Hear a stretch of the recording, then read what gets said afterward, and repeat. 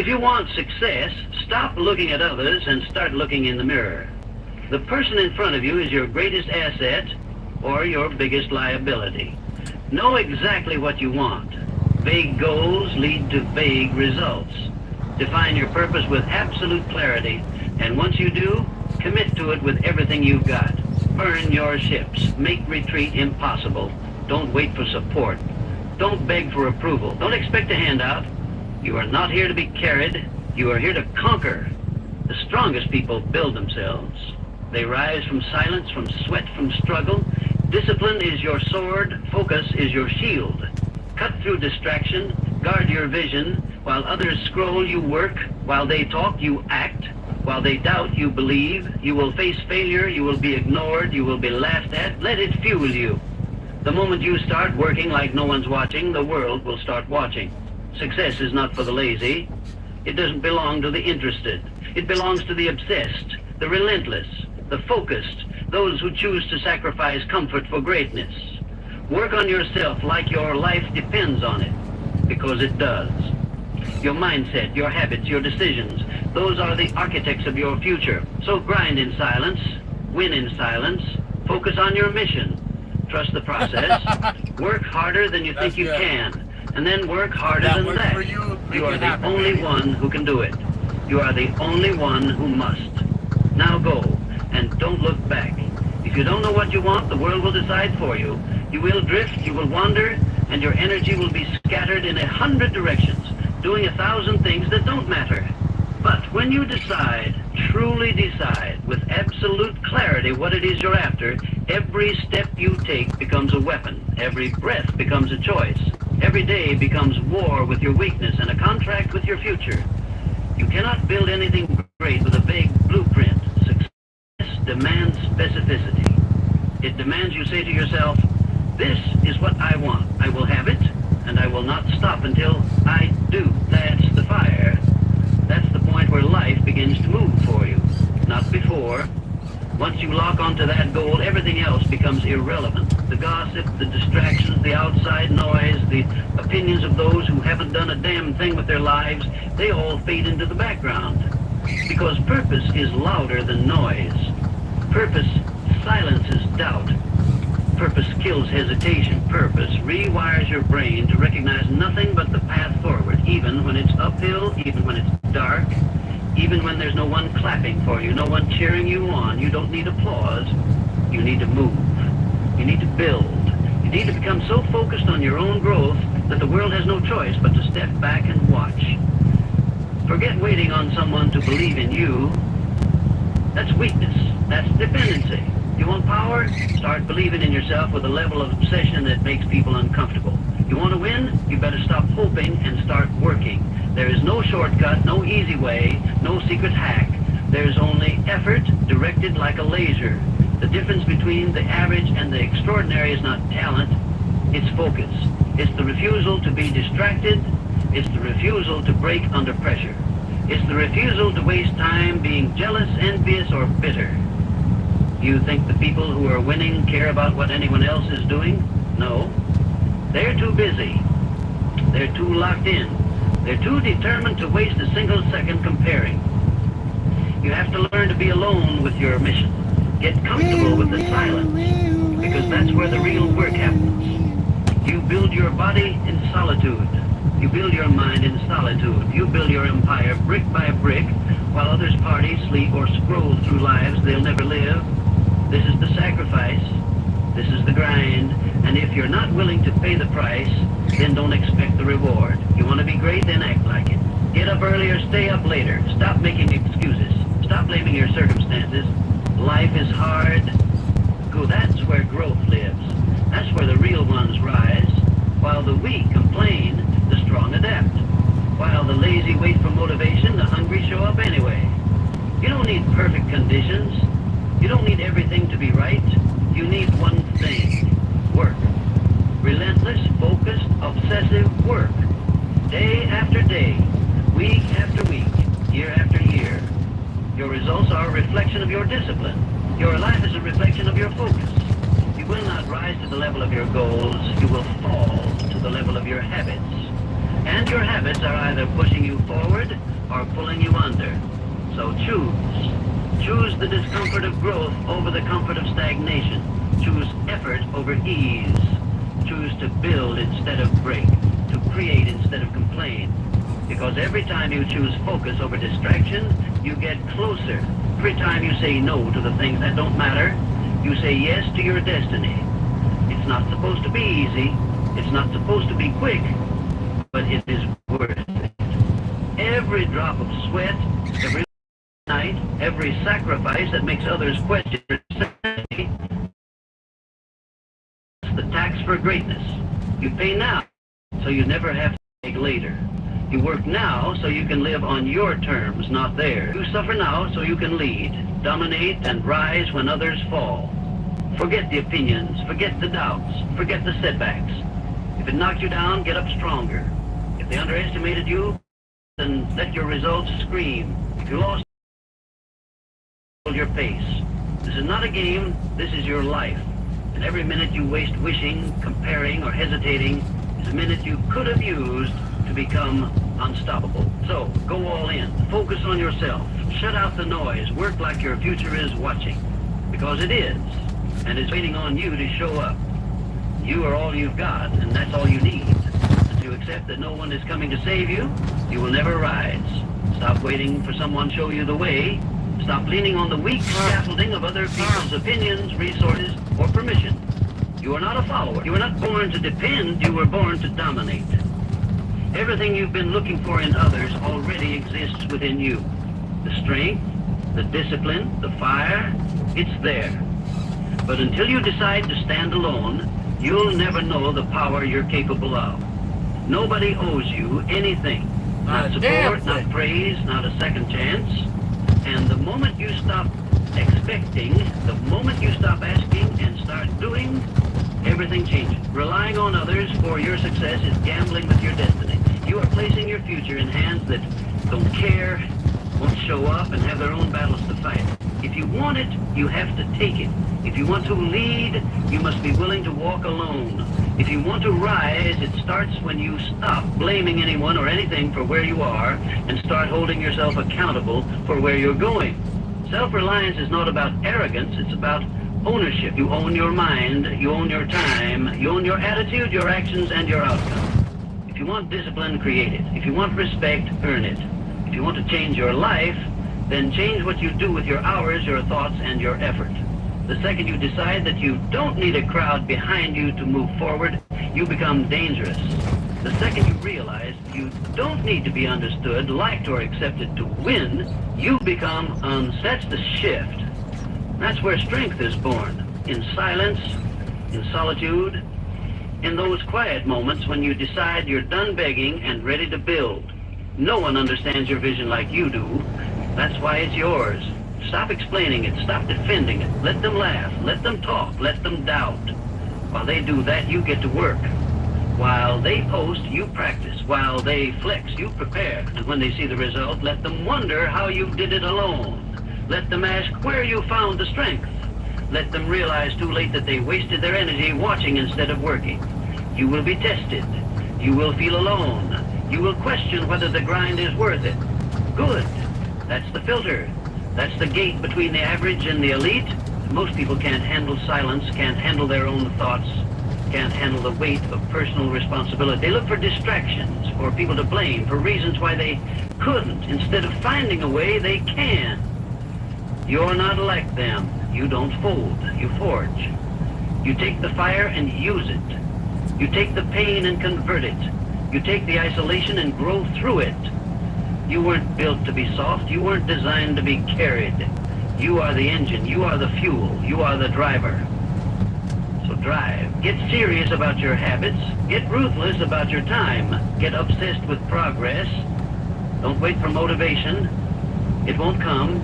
Don't wait for ideal circumstances. They won't arrive. Just move and keep moving. Day in, day out, without applause, without recognition, without the need to be seen. Because real power doesn't beg for attention. Real power works in the dark and lets success shine the light. The strongest people don't look strong. They just keep showing up. They build while others break.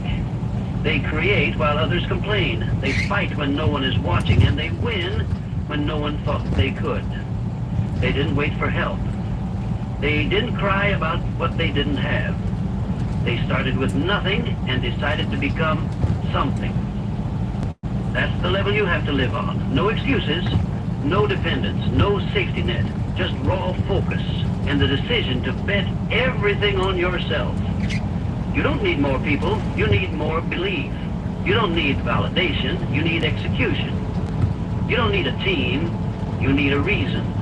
And once you have that reason, once you truly understand why you can't stop, why you won't quit, then there is no obstacle that can stand in your way. You become immune to failure, because failure only exists for the person who gives up. And when you rely only on yourself, you never give up. You adjust, you get smarter, you get sharper, you get harder to break. So stop waiting, stop stalling, stop depending, cut the excuses, cut the noise, cut the comfort, replace it with hunger, replace it with grit, replace it with the quiet, cold decision to rise regardless of who's around to see it. That's what greatness demands, that's what your future deserves, that's what you were built for. Most people want it until it gets hard, but the ones who rise are the ones who grind when it hurts. That's the difference. That's the truth. Persistence is not talent, it's not luck, it's not timing, it's a decision. A ruthless daily decision to keep moving forward no matter how many hits you take, how long it takes, or how tired you are. The people who build legacies are the ones who don't stop when it's boring, when it's quiet, or when it looks like it's not working. They show up anyway. They don't need motivation. They don't need a crowd. They don't need perfect conditions. They need one thing: progress. That's the standard. That's the level. Hard work is not a moment, it's a mindset. It's not what you do when you feel good, it's what you do when you don't. Discipline is when you show up with the same fire, whether the world's clapping for you or spitting in your face. That's when it counts, when no one sees, when no one cares, when it's cold, dark, and lonely. That's where winners are made. That's where champions are carved out of chaos. They build in silence and break through in front of the world. Everyone wants to win until they realize how much it costs, how many sacrifices it takes, how much energy it demands. You want to be relentless? Then stop looking for easy. Stop praying for shortcuts. Stop complaining that it's hard. It's supposed to be hard. That's why most people don't make it. That's why most people quit. That's why it's rare. You don't become elite by accident. You don't stumble into greatness. You don't reach the top by doing what's convenient. You earn it through consistency, through repetition, through painful levels of effort that would break the average man. But you're not average. You don't need breaks. You don't need pity. You need results. You need progress. You need to bleed for what you believe in. Because if you're not willing to go all in, then don't expect anything back. Don't expect success to show up for you when you only give half. Don't expect your dreams to come to life when you won't even put the hours in. Every great outcome is built on the back of persistence. Not once, not twice, but again and again and again. When it fails, when it falls apart, when it feels like nothing is working, that's when you press harder. That's when you double down. That's when you stop caring how you feel and start caring about what you're building. Your goals don't care if you're tired. Your future doesn't care if today was hard. It only responds to work. And the reason you're not there yet isn't because you're not good enough. It's because you haven't outworked the problem yet. You haven't shown the universe that you're willing to go farther than anyone else. You think it's supposed to feel fair? You think effort always pays off instantly? It doesn't. Not at first. Not when it matters. There are times when you will give everything and see nothing. That's the test. And most people fail it. They fold, they retreat, they slow down because results didn't show up on the schedule. But not you. You don't back off, you double up. You don't look for proof that it's working. You create the proof. With sweat, with pain, with persistence so ruthless that even when you fall, you land forward. Hard work is not an event, it's a way of life. If you're serious, you don't try, you train. You don't dabble, you commit. You don't hope, you execute. You set the bar higher every day. You attack the hours that others waste. You don't fear failure, you expect it and keep pushing. You don't stop when it's hard, you hit another gear. That's what separates you. Not talent, not background, just raw, violent consistency. You keep showing up when it's painful. You keep showing up when it looks like it's not working. Because you know one truth that weak people never understand. The work always works, just not always on your timeline. So keep going, keep building, keep grinding when it would be easier to quit. Persistence rewrites the rules, it bends reality, it breaks barriers, it forces doors open that stayed shut for everyone else. But only if you refuse to back down, only if you refuse to slow up. Only if you keep rising, even when nothing around you tells you it's working. That's how champions think. That's how winners breathe. They don't take days off. They don't take shortcuts. They don't pray for lighter loads. They train for stronger backs. Every second you waste hoping for easier, you could be building better. Every minute you spend avoiding the hard parts is a minute you're falling behind. So own the work. Own the suffering. Own the pressure. And keep moving forward even when your legs shake and your vision blurs. Because that's the difference between people who talk and people who finish. That's the line between average and unstoppable. You cross that line with action, with effort, with work that no one sees but everyone feels when you arrive. The loudest voices in your life are usually the ones who've done the least. Let that sink in. The critics, the doubters, the ones telling you to slow down or be realistic, they've never built anything. They've never carried the weight. They've never stared down the darkness and chosen to keep moving. They haven't done what you're trying to do, and they never will. That's why you can't listen. That's why you have to shut it out, because if you let the noise in, it'll infect your focus, kill your ambition, and slowly convince you to settle for less than what you were born to be. You don't have time to entertain opinions that don't pay your bills.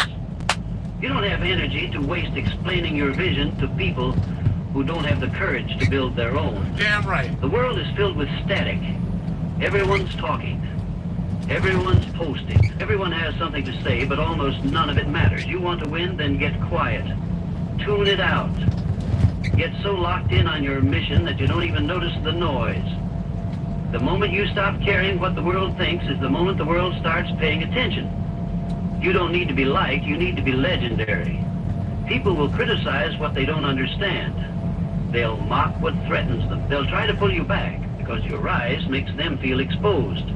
You becoming more forces them to confront the fact that they're still the same. So they throw words, they throw doubt, they throw shade. But words can't stop you unless you let them in. The enemy isn't the noise, it's your reaction to it. Train yourself to walk past the barking without breaking stride. No one building anything worthwhile is sitting around tearing down someone else. Let the critics talk. You're too busy working. Distractions are everywhere. Cheap entertainment, fake urgency, people who want your attention but don't deserve your time, all of it is noise. And it's not just stealing your focus, it's stealing your future. Every time you check what they think, you lose sight of what you think. Every time you care more about looking successful than being successful, you give the noise power. But you weren't built for that. You weren't made to fit in. You were made to lock in. You were made to break rules, break limits, and break through. You don't need updates. You need silence. You need space. You need wartime tunnel vision, where the only thing that exists is the goal. Silence is a weapon. Solitude is a weapon. Clarity is a weapon. And the reason most people never win is because they're too distracted to even know what winning means to them. They're chasing applause, they're chasing status, they're chasing relevance. But relevance doesn't pay off. Results do. Impact does. Legacy does. And that doesn't come from scrolling, from pleasing, from adjusting your mission every time someone has a different opinion. It comes from choosing your direction and never looking sideways again. If someone hasn't done what you're trying to do, their opinion holds no weight. You wouldn't take swimming lessons from someone who's drowning. So why take advice from someone who quit on their dreams? You don't need validation from people who never had the guts to get in the arena. Their noise is weakness dressed as wisdom. And you let them doubt you. Let them misunderstand you. Let them talk. You are not here to be understood. You are here to win. You are here to evolve. You are here to outgrow, outwork, and outlast every limitation they try to put on you. The second you start moving with confidence instead of consensus, your life will change. The second you decide to value peace over popularity, you will find power. Not everyone will clap for you. Not everyone will support you. That's part of the process. You don't need a choir, you need commitment. You don't need cheerleaders, you need conviction. Keep your eyes on the vision. Keep your ears closed to the nonsense. You're not in this to be seen, you're in this to conquer. You're not in this to entertain followers, you're in this to lead, to build, to dominate. Focus is a competitive advantage in a world addicted to distraction. Everyone's looking everywhere but where it counts. Everyone's chasing noise while the few, the obsessed, the focused, are stacking wins in silence. That's where you want to live. That's where the results are. Don't argue, don't explain, don't debate. Just work, just improve, just execute. Make your progress so loud that their opinions disappear. Make your discipline so consistent that their doubt can't keep up. Make your rise so undeniable that the same people who ignored you now ask how you did it. You don't owe them a response. You don't owe them access. You don't owe them anything but silence. That's the language of the focused. That's the posture of someone who knows where they're going and isn't looking for directions from people stuck in place. Let them talk. You keep building. Let them doubt. You keep grinding. Let them laugh. You keep rising. Because noise can't stop someone who's already decided they're going to win no matter what. Your thoughts are the factory of your future, and if you don't control them, they'll control you. That's where it starts. Not with action, not with strategy, not even with work ethic, with thought. Every outcome in your life was first born in your mind. Every failure, every victory, every level you've hit or missed began with a belief. Weak thoughts produce weak results. Scattered thinking leads to scattered outcomes. So if you want power, you start by disciplining your mind like a weapon. Because your thoughts left undisciplined will talk you out of greatness before you even begin. You can't afford doubt. You can't afford fear. You can't afford distraction. You have no room for the mental clutter that most people let run wild in their heads. If you want to win, then you lock your mind like a vault. You choose your thoughts the same way a warrior chooses his weapon. Deliberately, precisely, ruthlessly. No more emotional chaos. No more second guessing. No more letting your brain drift into fantasy, fear, or failure. You hold the line. You own the narrative. Because if you don't lead your mind, it will follow anything loud enough, toxic enough, or tempting enough to destroy your focus. The mind, undisciplined, is lazy. It takes the easy route. It looks for excuses, distractions, comfort. But when you train it, when you force it to focus, to believe, to stay locked in on the mission, it becomes your greatest weapon. You don't get to think like everyone else and expect to live differently. You don't get to entertain weakness in your mind and expect strength in your actions.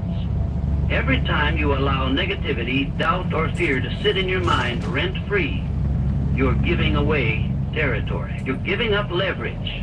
You're handing the enemy your sword. This is war, internal war, mental war. And if you don't show up ready to battle your own limitations daily, you lose before you even face the world. That voice in your head that says, slow down, you're not good enough, you'll never make it, that's not you. That's programming. That's noise you picked up from people who gave up. You rewire it. You override it. You replace it with truth, with belief, with the language of winners. And that language is built, not found. Built by discipline, built by effort, built by flooding your mind with purpose, repetition, and ruthless clarity of where you're going. Most people live in reaction mode. Whatever the world throws at them, they absorb it. News, opinions, judgment, fear, they let it all in, and then wonder why they feel anxious, lost, or stuck. Not you. You move with intention, you think on purpose. You don't absorb, you choose. You filter every input. You decide what lives in your head, what deserves your attention, and what gets blocked at the door. That's the standard. That's the discipline. Because the undisciplined mind is easy to break. But the trained mind? The trained mind becomes unstoppable, resilient, focused, lethal. Every breakthrough begins with the decision to think higher. Every shift in your life starts when you stop allowing emotional chaos to sabotage your focus. Control your mind and you control your emotions. Control your emotions and you control your behavior. Control your behavior and you control your results. It all starts with the way you think when no one's watching. It starts in the silence, in the pressure, in the doubt. That's where you either fold or forge. That's where your future is won or lost, not in the big moments, but in the small decisions of what you let dominate your mental space. And here's the truth. You will never rise higher than the level of your thoughts. So train them, discipline them, put them through reps like you would your body. Daily, consistently, no skipping, no slacking. Flood your mind with truth, with strength, with belief systems that support the level you're building toward. That's how you build unshakable clarity. That's how you create mental armor. That's how you stop reacting and start commanding. It's not about positive thinking. It's about powerful thinking, accurate thinking, focused thinking, strategic thinking. Thought that leads to action and action that creates results. Nothing changes until your mind changes. No amount of grinding, hustling, or moving will create a different life if the thoughts behind that movement are broken. You've got to align it. You've got to train it. You've got to discipline yourself to think like a builder, a winner, a leader. That means cutting out thoughts of limitation, fear, laziness, and self-pity the second they show up. Not entertaining them, not dancing with them, crushing them, replacing them, choosing strength every single time. Because weakness always starts in the mind, and so does power. You don't need to be smarter, you need to be sharper. You don't need more motivation, you need mental discipline. You don't need a new plan, you need to stop letting your thoughts pull you off the one you already committed to. Master your mind and you'll master your mission. That's how you stay locked in. That's how you stay dangerous. That's how you become untouchable. Not because life gets easier, but because your mind gets stronger. Not because the obstacles vanish, but because your thoughts refuse to be shaken. And when your thoughts are built like steel, everything around you bends. Faith without movement is fiction. If you believe, then you move. If you're convinced, then you act. It's that simple. You don't wait for the perfect time. You don't wait for proof. You don't wait for the path to light up. You take the first step, and then you take another, and then another, no matter how dark it is. Because that's what faith looks like in real life. Not wishing, not hoping, not sitting around talking about potential, but stepping forward when there's no guarantee except the one you've decided to create through sheer force of effort. You say you believe in your vision, then show it. Back it up with sweat, prove it with execution. Faith isn't loud, it's disciplined. It doesn't scream, it shows up. It doesn't beg, it builds. Most people say they believe, but their actions prove otherwise. They talk about what they want, but they move like they're unsure. They say they're all in, but keep holding on to their backup plan. That's not faith, that's fear with a costume on. Faith is when you shut the door to retreat and light the fire that says, I'll make this work, or I'll die trying. You can't build anything with just belief. Belief is the fuel, but action is the engine. You don't get results by imagining them. You don't hit goals by dreaming about them. You hit goals by aligning your behavior with your vision. Ruthlessly, relentlessly, consistently. That means doing the work when it's hard. That means showing up when no one claps. That means staying focused when it looks like nothing's happening. That's the space where faith separates from fantasy. That's the space where winners are made. Faith without action is noise. It's empty. It's cheap. Anyone can say they believe, but only the disciplined, only the obsessed, only the ones willing to bleed for their vision will actually bring it to life. You don't get to sit and wait for your time. You create your time by deciding this is it, and then acting like it. And if you don't have the courage to back up your faith with real, unshakable action, then what you have isn't belief, it's just a wish. And wishes don't win.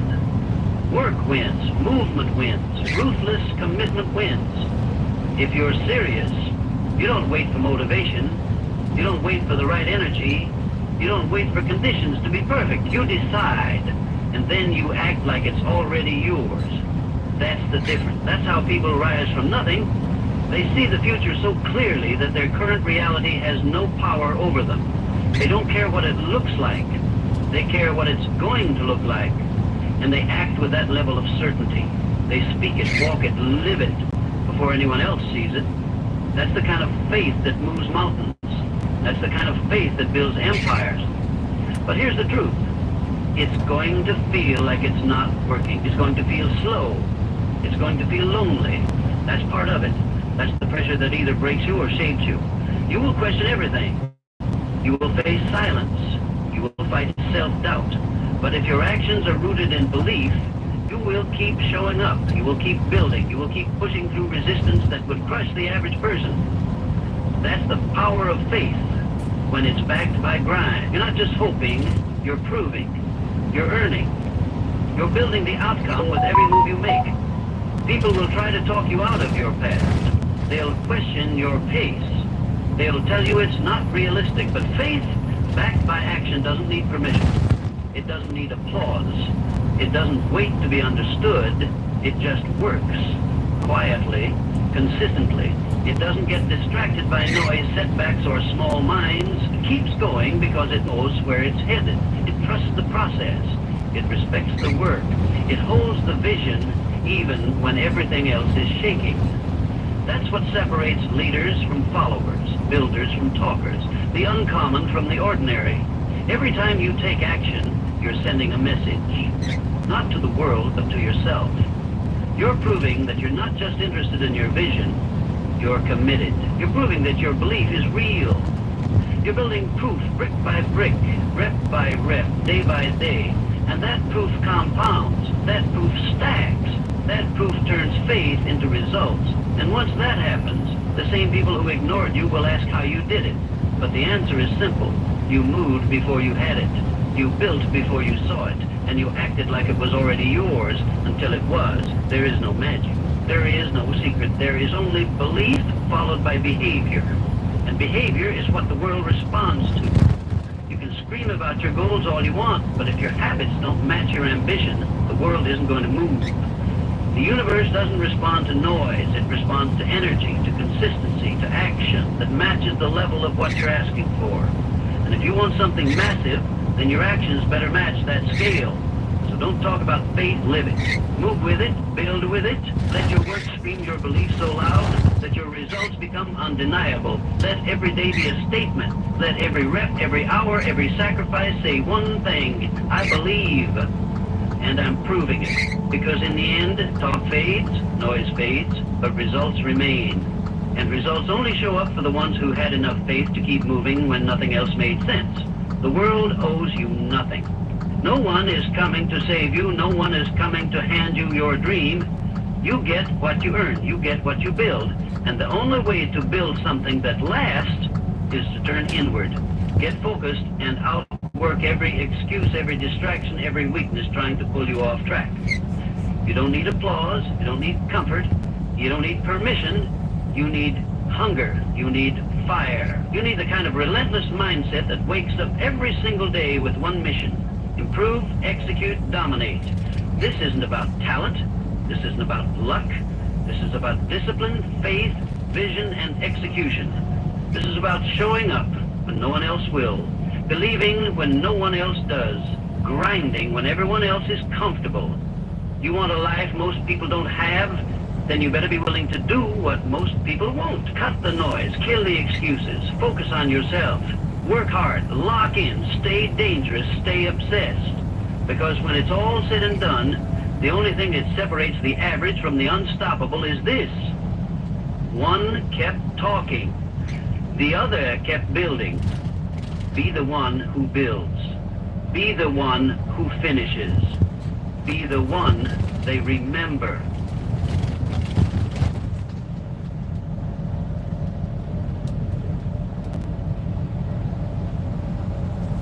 Growing your money shouldn't feel like a second job. That's why there's Betterment.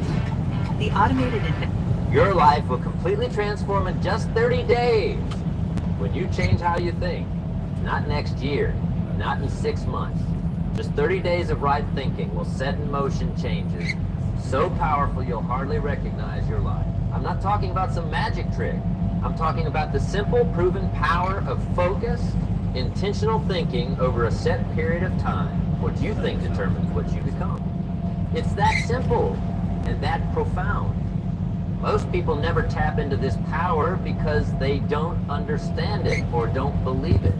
They let their thinking run on autopilot, never realize. John Doe, hope you're having an amazing day. Also, I will stay safe out here. You're here because a lot something going on. inside We got to get things knows done, there's man. more. God bless. Let me tell you Stay something I learned after unstressed. years of studying success and an achievement. When you direct your thinking on purpose for 30 days straight, you create new pathways in your mind. These new pathways become roads, and these roads become highways. Before long, your thoughts travel these new highways automatically, and your life changes as a result. 30 days. That's all it takes to start a revolution in your life. Not through some outside force, but through the power that's already within you. Your ability to choose your thoughts. Most people never use this power. They let circumstances, other people, and old habits determine their thinking. Don't be most people. The number 30 has special meaning. It takes about 30 days to start forming a new habit. Not to perfect it, but to establish it. Nature follows this pattern. The moon cycles every 30 days. Many of our months have 30 days. Your body replaces cells every 30 days. There's something almost magical about this time frame. When you focus your thinking in a specific direction for 30 days, something shifts. The first few days, you might not notice anything. By day 10, you'll feel something happening. By day 20, you'll see small changes. By day 30, you'll look back and be amazed at how far you've come. And here's the best part. If you continue past day 30, the changes compound and multiply. Think about a savings account that earns interest. The longer you keep money in that account, the more interest you earn. Eventually, you're earning interest on your interest. Your thinking works the same way. Every day of right thinking builds on the day before. The compound effect is what creates massive change. Some people say, well, 30 days isn't going to fix everything in my life. Of course not. But it will start the process. It will build momentum. It will create the foundation for everything else. Nothing worthwhile happens overnight, but everything worthwhile starts somewhere. Your somewhere is today, and your path is 30 days of directed thinking. Let's be honest about how most people think by default. They wake up and immediately worry about what might go wrong today. They focus on what they lack, not what they have. They see problems, not opportunities. They think about what others think of them. They replay past mistakes. They worry about future disasters that never happen. This kind of thinking isn't your fault. We're all surrounded by negative messages. Turn on the news, it's mostly bad. Listen to conversations at work, often complaints. Our minds naturally look for threats because that helped our ancestors survive.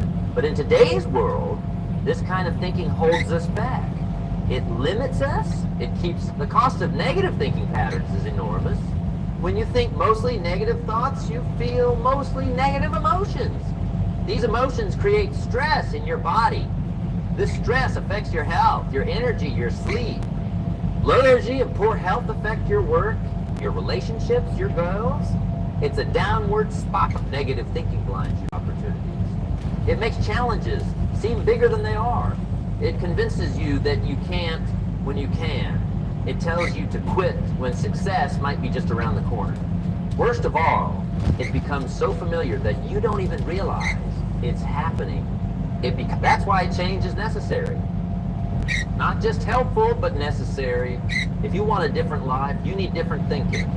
There's simply no other way. You can change your job, your relationship, your location. But if you don't change your thinking, you'll recreate the same patterns wherever you go. The good news?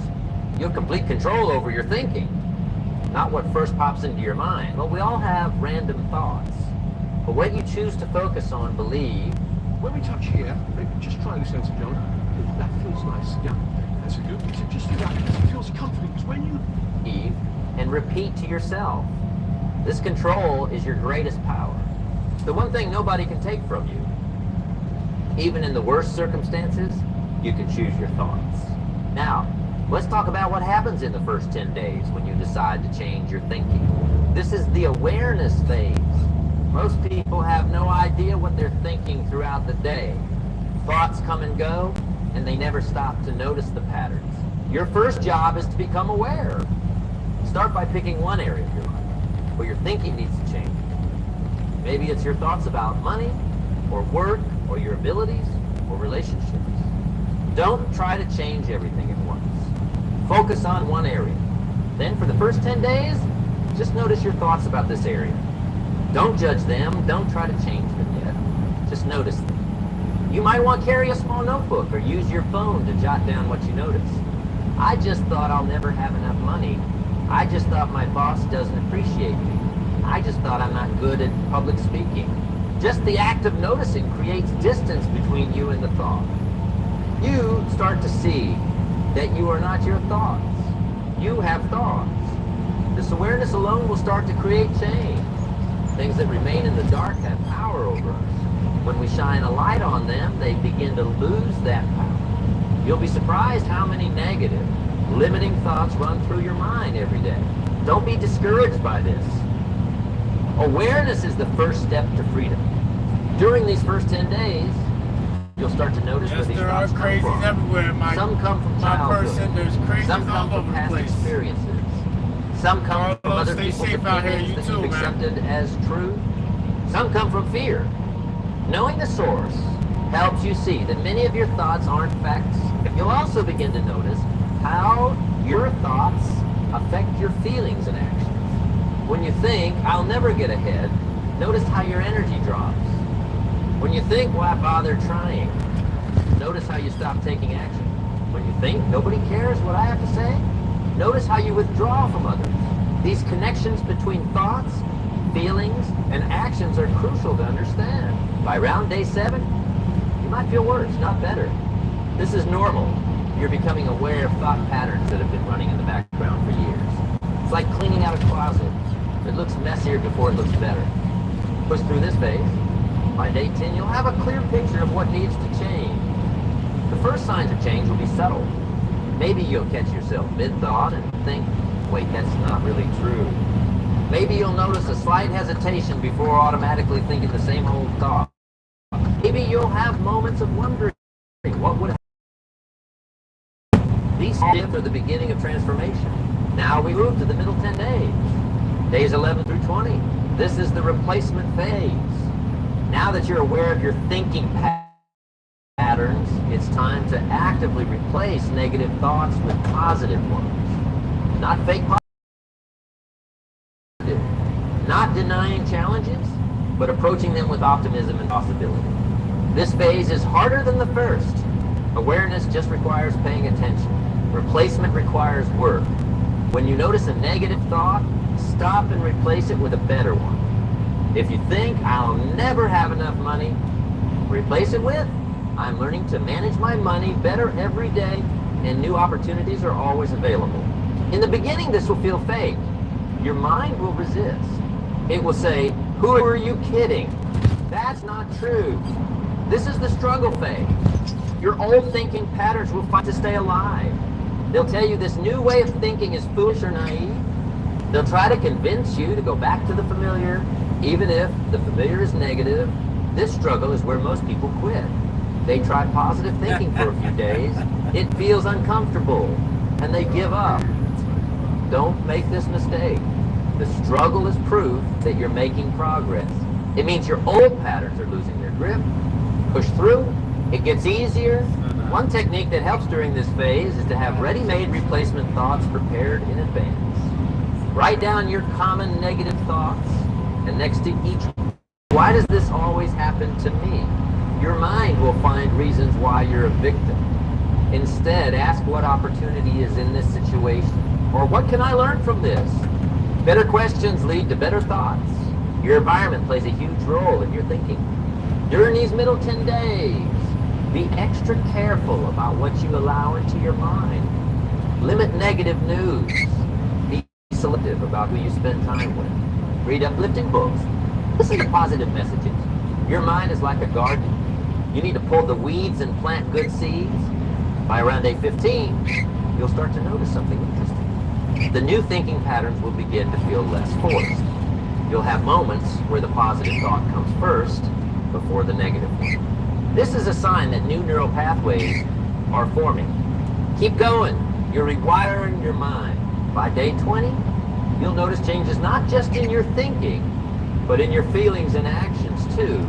You'll feel more energy. You'll take more action. You'll respond differently to challenges. People might ask what's different about you. Something is shifting, not just in your mind, but in your life. Now we come to the final 10 days. Days 21 through 30. This is the integration phase. The new thinking patterns are starting to become automatic. Not completely, that takes more time, but you'll notice the new thoughts coming more easily and naturally. This is when momentum really builds. During this phase, focus on reinforcing the new mental patterns. Celebrate when you catch yourself thinking in the new way automatically. This positive reinforcement helps solidify the new patterns. Notice the results you're getting from your new thinking. Maybe you're taking more action. Maybe you're handling challenges better. Maybe your relationships are, think of these final 10 days as laying down a layer of cement over the new pathways you've created. You're making them more permanent. You're building structures that will last. You're turning temporary changes into lasting transformation. It's also important during this phase to prepare for ongoing growth. The 30-day mark isn't the end. It's really just the beginning. Think about how you'll continue this process. What other areas of your thinking might need to change next? How will you maintain these new patterns when life gets challenging? As you approach day 30, you'll look back and be amazed at how far you've come. The change be subtle or they started. Either way, you'll have thinking creates real change. You'll have experienced the power that was always within you. Now, let's talk about 5 specific thought patterns that will transform your life when you adopt them for 30 days. These are the kinds of thoughts that successful, happy people think consistently. Make these your focus and watch what happens. The first key thought pattern, think from abundance, not scarcity. Scarcity says there's one of these things that we're doing right now that'll really stop eating for a little while. Like some people haven't gone an entire 12 hours. There's not enough.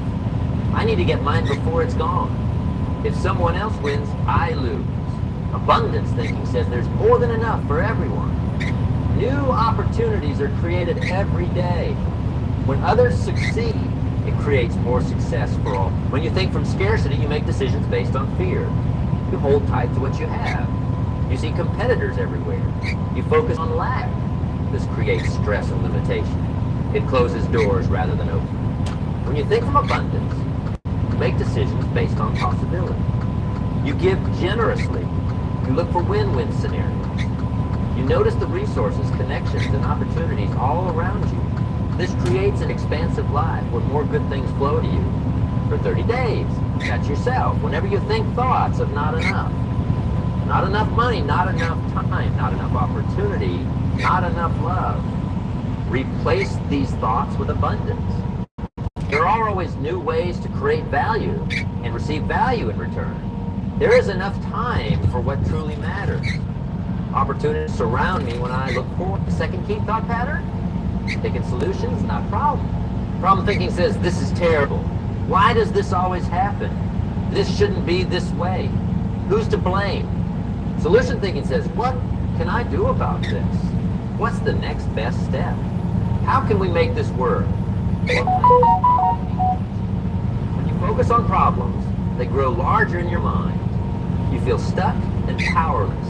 You waste energy on complaints and blame. Nothing improves, and you feel worse. When you focus on solutions, your creative mind activates. You feel empowered. You take constructive action. Problems become stepping stones rather than roadblocks. Things improve and you grow stronger. For 30 days, whenever a problem arises, immediately shift to asking solution-focused questions. Don't deny the problem exists. That's not helpful, but don't camp there either. Move quickly to what now, what next. You'll be amazed at how this simple shift changes your entire experience of life's challenges. The third key thought pattern. Think in gratitude, not complaints. Complaint thinking says, this is fair. Things should be better than this. Wrong. Gratitude thinking says, I appreciate what I have right now. Look at what's good. I'm thankful for the lessons in every experience. I notice the small joys. When you focus on complaints, you train your mind to see what's missing, what's wrong, what's lacking. This creates a negative filter through which you view everything. You become blind to the good all around you. When you focus on gratitude, you train your mind to notice what's working, what's available, what's beautiful. This creates a positive filter that transforms how you experience the exact same circumstances. You see opportunities, and for 3 days, start and end each day by thinking things you're grateful for. Throughout the day, when you notice yourself complaining your mind or out loud, stop and find something to appreciate instead. This doesn't mean ignoring real problems. It means approaching them from a foundation of gratitude rather than entitlement. This key thought pattern, think possibilities, not limitations. Limitation thinking says, I can't because it's too late for me to, that would never work because. Possibility thinking says, how could I? What if? There must be a way. I wonder what would happen if. When you focus on limitations, you build walls in your mind. You stay in your comfort zone. You find evidence for why things won't work. You stop growing and settle for less than you're capable of achieving. When you focus on possibilities, you open doors in your mind. You stretch beyond comfort. You find evidence for why things could work. You keep growing and reach your true potential. For 30 days, catch yourself saying or thinking, I can't, or that won't work. Challenge these thoughts. Ask, why not? Ask, how could I? Ask, what if there's a way I haven't thought of yet? This thought pattern alone can completely transform your results in every area of life. The fifth key thought pattern. Think in action, not delay. Delay thinking says, someday when the time is right, after I learn more, once everything is perfect. Action thinking says, I'll start now with what I have. I'll learn as I go. I'll take the first small step today. Ready, fire, aim. When you focus on delay, you get stuck in preparation mode. You overthink. You wait for perfect conditions that never come. Your great ideas and intentions never become reality. When you focus on action, you build momentum. You learn from experience rather than theory. You adjust as you go. Your ideas and intentions become real achievements that impact your life and others. Whenever you catch yourself, ask, what small step could I take right now? Then take that step immediately. Creates both. This thought pattern turns achievers. These 5 thought patterns practiced consistently for 30 days will transform your life from the inside out. Not because they're magic, but because they align with the way life actually works. They put you in harmony with success principles that have existed for all time. Now let's talk about... If you want to get your name, phone number, and address off the internet, but want to handle the removals yourself, about some daily rituals that will help you maintain these new thinking patterns throughout your 30-day challenge and beyond. These simple practices take just minutes, but make a huge difference. First, your morning thought routine. How you start your day sets the tone for everything that follows. Before you look at your phone, before you check email or news, take 5 minutes to direct your thinking intention. Many successful people do this before even getting out of bed. Think about what you're grateful for. Think about your most important goal and visualize it as already accomplished. Think about the kind of person you're becoming. Think about the opportunities in the day ahead. This simple morning routine primes your mind for positive, productive thinking all day. But throughout the day, use pattern interrupts when you notice negative thinking returning. A pattern interrupt can be as simple as standing up, taking a deep breath, or saying stop to yourself. Then redirect your thinking to one of the 5 key thought patterns we discussed. These quick resets prevent negative spirals. Use waiting time as thinking time. When you're waiting in line at a red light or for an appointment, most people pull out their phones and fill their minds with random content. Instead, use these moments to practice directed thinking, review your goals, count your blessings, look for opportunities. These small moments add up to major thought pattern changes. At midday, take a 1-minute thinking break, step away from your work. Close your eyes if possible. Ask yourself, how am I thinking today? Am I falling into old patterns or maintaining new ones? This quick check-in helps you course correct before the day gets away from you. In the evening, create a reflection process before sleep. The thoughts you think as you fall asleep are particularly powerful in programming your subconscious mind. Take 5 minutes to review your day. Well, what could improve? What did you learn? End by focusing on positive expectations for tomorrow. These daily rituals create a framework that supports your new thinking patterns. They ensure that you're not just trying to think differently in random moments, but consistently throughout your day. They turn your 30-day challenge into a structured process rather than a vague intention. Of course, during your 30 days, you'll face setbacks, times when old thinking patterns return with a vengeance. This is normal and expected.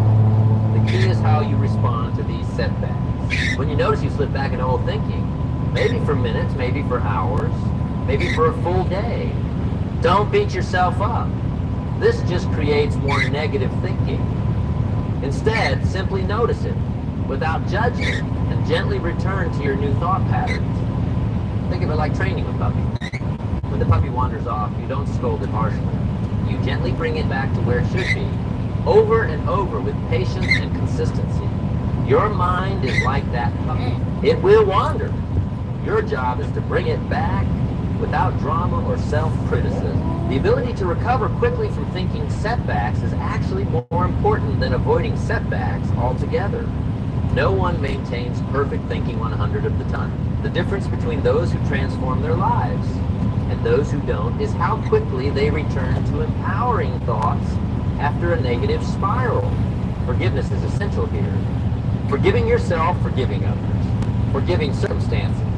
Holding on to resentment, shame, or regret only keeps you stuck in the old thinking patterns. For 30 days, practice letting go quickly. Say to yourself, I release that. I'm starting fresh right now. This mental clearing makes room for new, better thoughts. As you apply these new thinking patterns over 30 days, you'll see changes in every area of your life. Let's talk about how these patterns work in specific situations. At work, thinking from abundance means seeing opportunities to add value rather than just doing the minimum. Thinking in solutions makes you the person everyone wants on their team. Thinking in gratitude improves your relationships with coworkers. Thinking in possibilities leads to innovation. Thinking in action gets you noticed and promoted. In relationships, thinking from abundance means giving generously without keeping score. Thinking in solutions helps you resolve conflicts constructively. Thinking in gratitude helps you appreciate the people in your life rather than focusing on their flaws. Thinking in possibilities helps you see the best in others. Thinking in action means showing love through behavior, not just words. In personal growth, thinking from abundance opens you to learning from everyone and everything. Thinking in solutions helps you overcome obstacles on your growth journey. Thinking in gratitude helps you recognize how far you've come. Thinking in possibilities keeps you growing when others plateau. Thinking in action turns knowledge into wisdom through experience. These thinking patterns work in every situation because they align with universal principles. They're not techniques or tricks. They're ways of seeing reality more clearly and responding to it more effectively. As your 30 days continue, something remarkable happens. The compound effect kicks in. Just like compound interest in finance, compound thinking creates exponential rather than linear results. In the first week, changes might be subtle. By week 2, they're more noticeable. By week 3, others start to comment on the difference in you. By week 4, new opportunities and possibility. Could these mistakes cost you a comfortable retirement? Fisher Investments is sharing 13 retirement investment blunders to avoid to help you steer clear of issues like excessive fees and mismanaging retirement withdrawals so you can stay on track for the retirement you deserve. Download your free guide today. Why are we here? That's a deep question. Squeaky windshield wipers. Show up in your life that weren't there You're here to before. ride. Not You're here to because do it, circumstances magically You're here to change, do whatever it is but that you want to because do. you can now see what was invisible to you before. But what happens after 30 days? As long as This it's is where positive. it gets really interesting. If you continue with your new thinking patterns, the effects multiply over time. New relationships form. New opportunities appear. New abilities develop. The person you are at 60 days would hardly recognize the person you were before you start. There are unexpected benefits too. People who change their thinking often report improvements in sleep, digestion, and overall health. Their relationships improve, even with difficult people. They find themselves luckier. Coincidences and synchronies increase. Life seems to flow more smoothly. These aren't mysterious or magical results. They're the natural consequences of aligned thinking. When you think in ways that correspond to how life actually works, life works better. It's as simple and as profound as that. So now I ask you, will you commit to 30 days of directed thinking? Will you take control of the one thing that's always within your control? Your thoughts? Will you give this simple process a fair test in your own life? I'm not asking you to believe me. I'm asking you to prove it to I yourself. hope somebody 30 gets something days. out of this. That's all. If it doesn't work, you've lost nothing. If it does work, and I know it will if you follow through, But it's you've more for gained me everything. than it is for you guys. That's right thinking creates right living. It always has. It always will. The quality of your life will never exceed the quality of your thinking. Change your thinking for 30 days and watch everything change. Start today. Not tomorrow. Not when you feel ready. Not when circumstances improve. Today. The best time to plant a tree was 20 years ago. The second best time is now. The same is true for planting new thoughts. Your 30 days start now. Think like this and watch everything change. Remember that this journey is uniquely yours.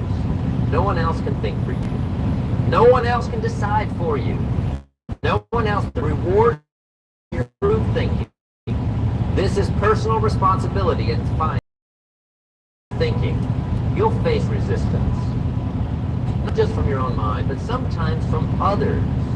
Some people in your life are comfortable with who you've been. Your growth might make them uncomfortable. That's okay.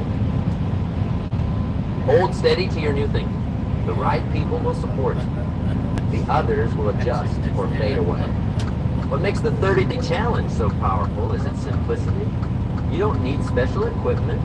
You don't need a lot of money. You don't need permission. You just need commitment and consistency. Simple daily disciplines compounded over. I've seen this transformation happen thousands of times. The quiet employee who started thinking like a leader and became one. The person drowning in debt who shifted to abundance thinking and created financial freedom. The individual trapped in toxic relationships who began thinking differently about themselves and attracted healthier connections. Your transformation might look different, but it will come. Because your life moves in the direction of your most dominant thoughts. Always has. Always will. But some of you are thinking, I've tried positive thinking before. It didn't work. But did you really give it 30 consecutive days? Did you apply it systematically in all 5 areas we discussed? Did you create daily rituals to support it? Most people try something new for a day or two, see no immediate results, and quit. But 30 days is nothing in a lifetime. It's a tiny investment for a tremendous return. 1 month from now, you could be looking back at today as the turning point when everything began to change. Or you could be in exactly the same place.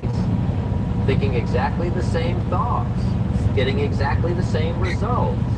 The choice is yours. It always has been. Choose wisely, choose today.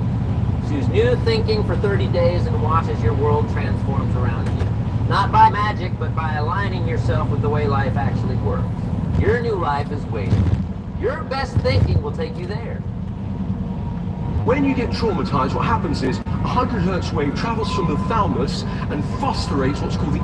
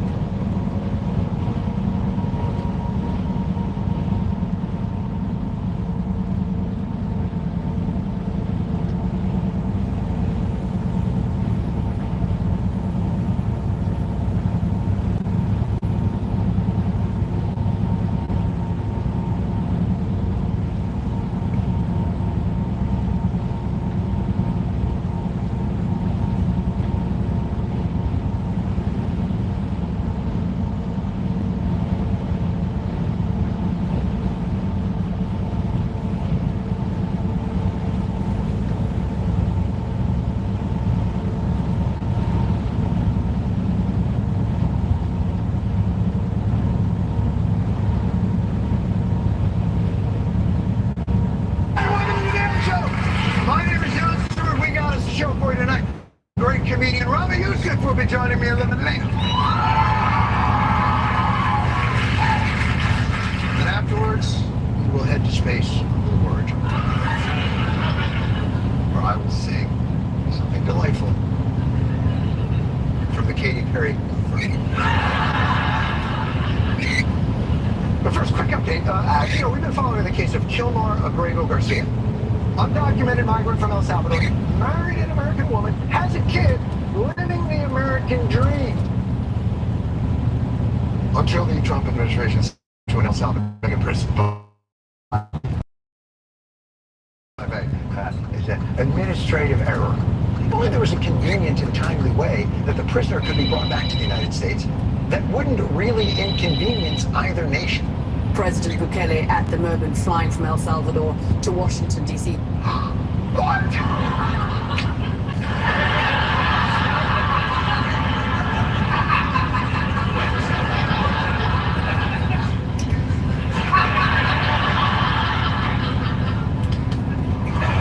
Saints be praised! Bukele can just give Garcia a ride. You don't even have to give Garcia the middle seat. I'm sure Garcia would just grab the wing and Tom Cruise it over here if he had to. But sadly, Kelly arrived at the White House with just the Miami club promoter clothes on his back and a pocket full of excuses.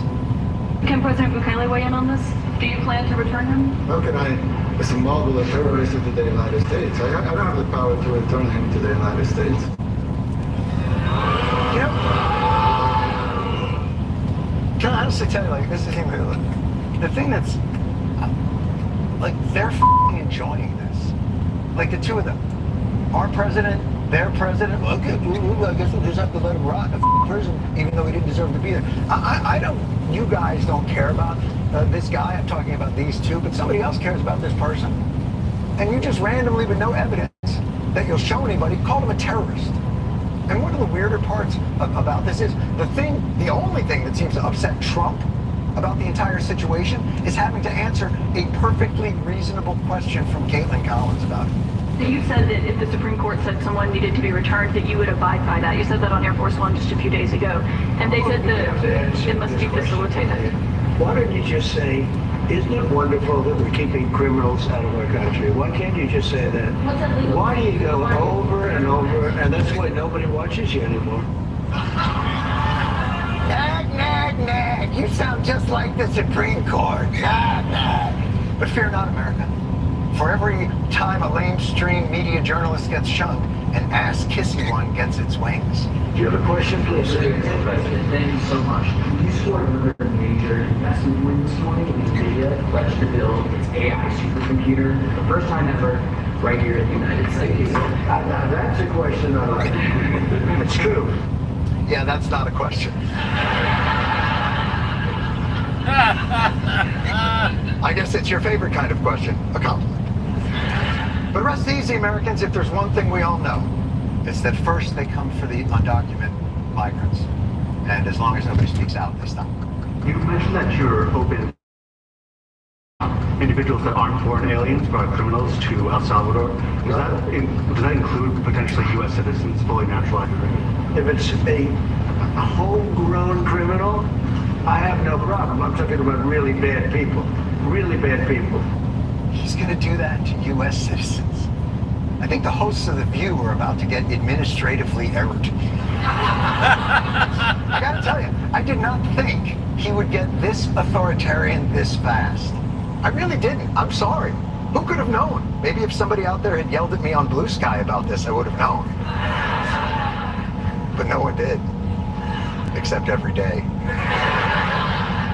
In all caps. So I guess the question is, how authoritarian is we?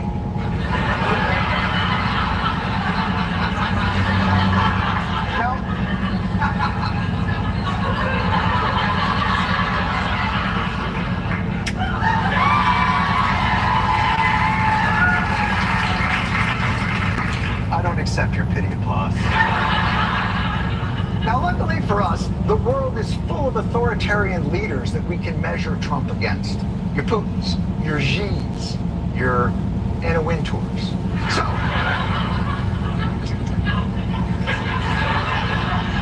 So if Trump can put up a monster authoritarian score, you know what, let's do this Dave Portnoy style. One clip, everybody knows the rules, by the way. The greatest pizza reviews in the history of pizza. If you guys like pizza, for me, it's like watching porn. We already know Trump's done a lot of the standard fare.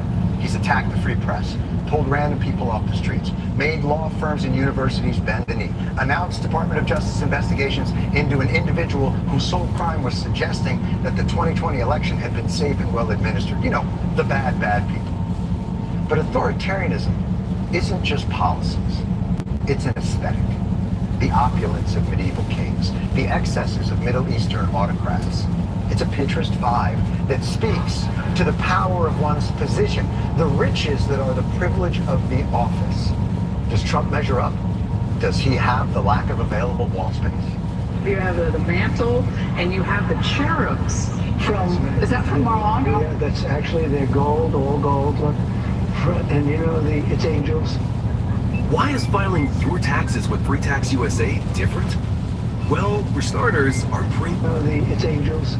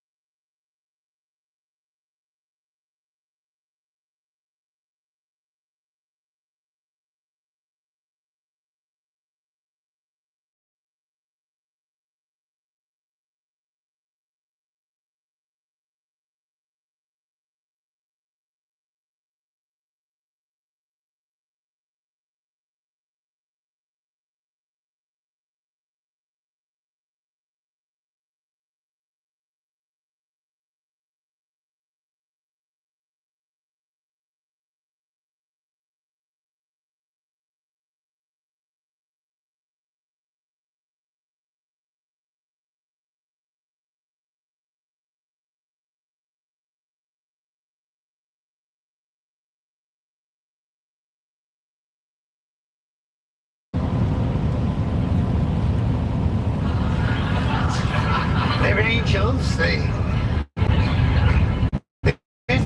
me and I change my ways. So I held them down and dipped them in gold.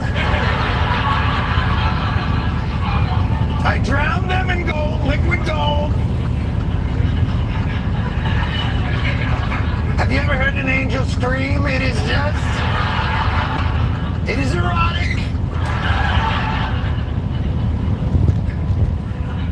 By the way, if any of you were wondering if the cherubs that are now in the Oval Office are real gold, and I know many of you are wondering that, it is real gold.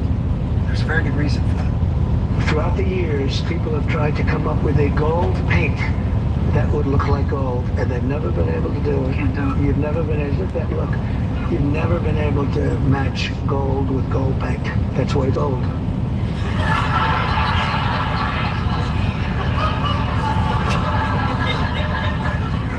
That dude is so blue collar. Goes down to the factory with the boys. Why can't they make a paint that looks like gold that's not illegal? I don't mind them canceling pediatric cancer research, but I hope by the end of the term we can come up with a good gold paint substitute because... But you know, rooms filled with real gold cherubs are nothing if those rooms aren't also filled with the echoes of the most embarrassingly sycophantic hosannas. One clip, everybody knows the rules. Thank you, Lucia. Thank you for everything you're doing. I want to thank you for standing up to the Chinese Communist Party. I want to thank you as well for the shipbuilding. Your vision is a turning point and an inflection point in American history. Your leadership at the border, absolutely remarkable. What you're doing now, I think, is a great service to our country, but ultimately to the world. You are over. The Attorney General should know the Your dick is so big, we can barely lift it because it's covered in real gold, not the fake, real gold. But you know,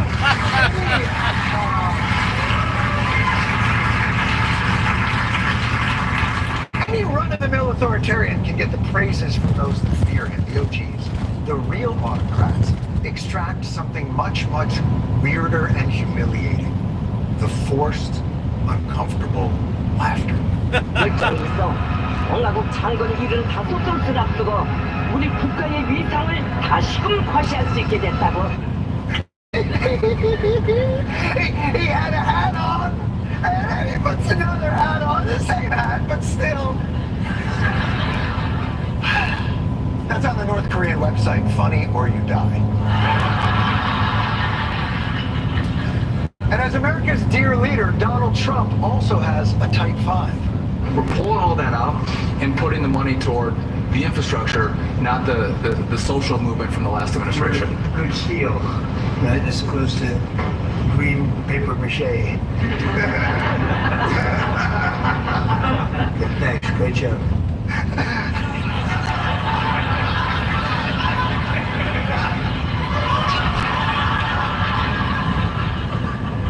That made no f***ing sense, right? Nothing, right? Did that make any sense to you? Did it make any sense to me? You better laugh, though, right? Oh, put a hat on, put a hat on. It's just so f***ing weird. But the key to the authoritarian regime is the suspension of the normal processes by which you understand the world. The manner by which data and your experiences paint a cohesive, grounded picture of reality. The calling card of an authoritarian regime is that you must suspend that reality, that rationality, and then you test people by pushing the limits of that absurdity. How I'm upping my lawn game this year. I've been trying to care for my lawn myself, but it's difficult to figure out exactly what it needs, stare at a million options at the store, and try to look huge back. By pushing the limits of that absurdity. The White House released the results of President Trump's physical exam. His doctors say President Trump exhibits excellent physical health. The report says he's 6'3", 224 pounds.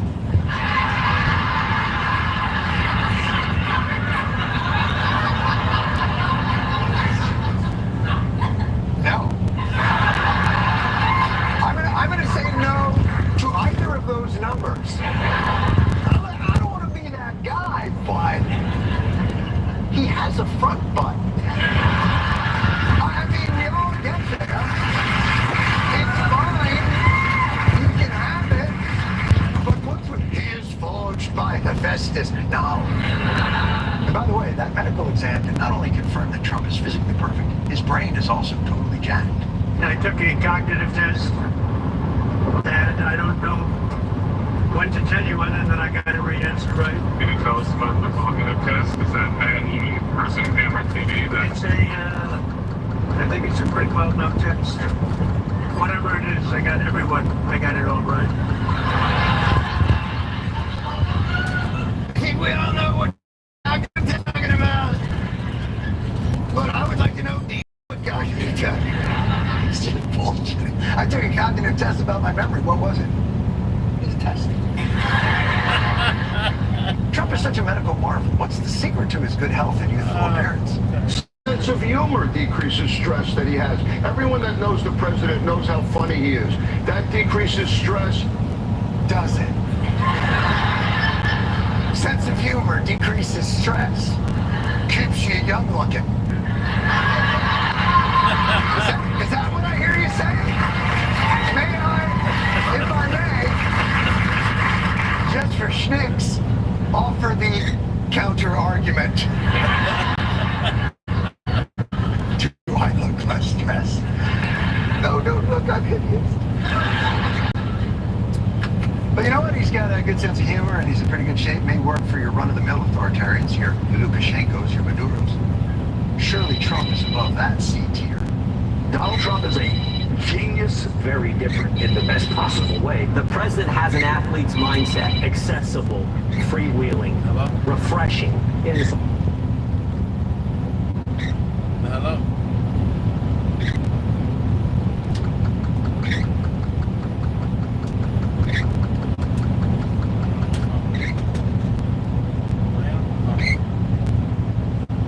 Like Christmas every day with President Trump. He's like that Marvel superhero. A mythic figure, almost like the various Scandinavian Beowulfs.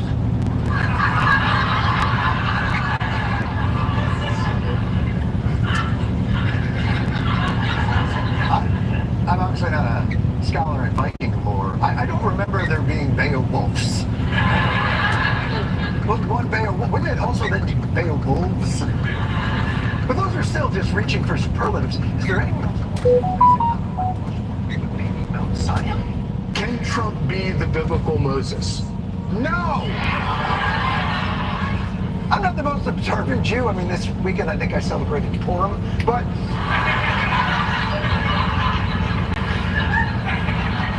Isn't Moses the biblical Moses? Yo, Lewis, go get your CDL, baby. Let's get out of here. I think there were some thou shalt nots that you gotta escape, baby. Escape the madness. 6'4", 218, 48-inch. But you know what? Even a superhero or a Viking or a mythic figure What's going on over here? Pales in comparison to the genius that we are with. So like Trump is playing chess. Trump's 3D chess move. He's actually playing 4D chess. President Trump's 5D chess. That's not a dimension. There's length, width, depth. 4 is time. There's no fucking 5. There's no 5. He is a god who has created a whole other dimension through which he plays board games. Like, you know, let me even see, how do you play 5-dimensional Trump chess? Let me see how we do this. So here's how you would probably do it. We lose them for DEI. Okay.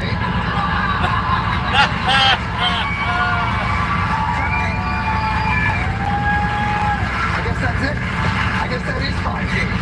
You know, for an authoritarian that awesome, I guess words are not enough. Tributes to a great leader must show, not tell. A new proposal by House Republicans to rename Washington Dulles International Airport after Donald Trump. Brendan Carr, the FCC chairman, was seen wearing a gold pin of Trump's face. A congresswoman introduced a bill to add President Trump to Mount Rushmore. That would make President Trump's birthday a national holiday. Put President Trump's likeness on the $100 bill, a brand new $250 bill featuring Donald Trump's face. It's going to be on all our money and all our fucking mountains. So Trump's got it all. Authoritarian-wise, the looks, the attitude, the relentless dissent crushing, all the ingredients to be a top-tier authoritarian. All he needs now is to bring it home with his ruthless competence. Full call. All right, don't get too rowdy tonight, okay? What's your boy's name? Don't worry. Ruthless competence. Chaos and confusion from Wall Street. The market's lost more than $6.5 trillion. They've wiped out $11 trillion, turning now to yet another plane crash. The worst measles outbreak of this century. 100,000 federal workers have been fired. The Trump administration unfiring some of the federal workers. President Trump's tariff train escalates the global trade war. The president hits pause on his global trade war. The president made it clear yesterday this is not a negotiation. Donald Trump says it is a negotiation. The president exempted smartphones, computers, and other devices from his new reciprocal tariffs. The president later posting there was no tariff exception announced on Friday. So close. So frustrating to see someone just on the precipice of illiberal leadership. But he just can't put it all together. Is Trump Putin or Xi? Not yet. But there's no question that he's a young upstart. There's a lot of potential. But if he can't bump his numbers in the getting shit done category, he's got to hit the ceiling pretty quick. You know what? Let me have a word.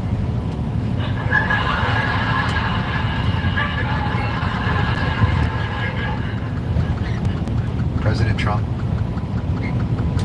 Generalissimo.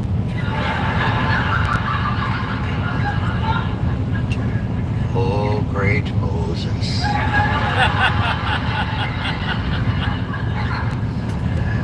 I don't know what your advisors have told you about the authoritarian bargain. But the basic deal is this. The American people look the other way while you disappear undesirables, knuckle under the elites, ban all 7 trans athletes from our nation's beloved NCAA fencing tournaments. You know, all that are you make sure away people's licenses to broadcast. Fine! When the planes go up, I'm not a vulgar. You don't even have to have them be on time. You can take over Greenland, demonize Canada, dominate the golfing pro circuit, but in return, our children should be somewhat safe from most Victorian-era diseases. We love our children. We love them.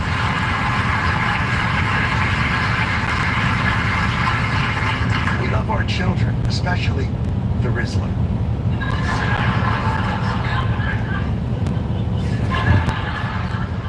You want to destroy NPR, PBS, the Voice of America, sell the naming rights of the Washington Monument to HIMS.com, use the R word, the P word, the C word, make up your own slurs, have the United States Naval Academy remove Maya Angelou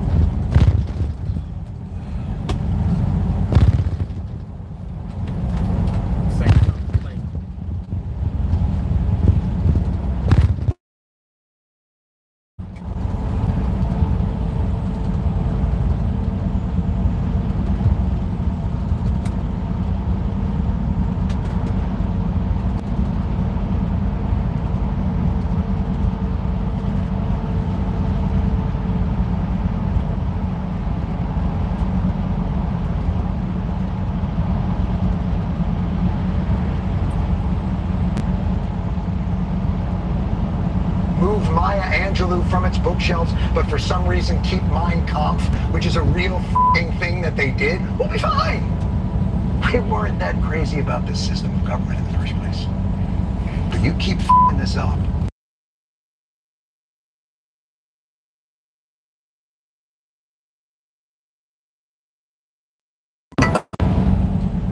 Hey, baby. How you doing? Oh, hello. Hi. Hey. Hey. Good morning. Well.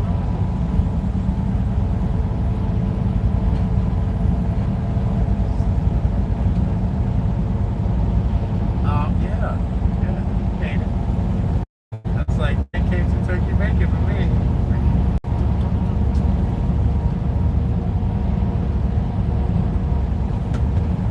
That's that good morning right there.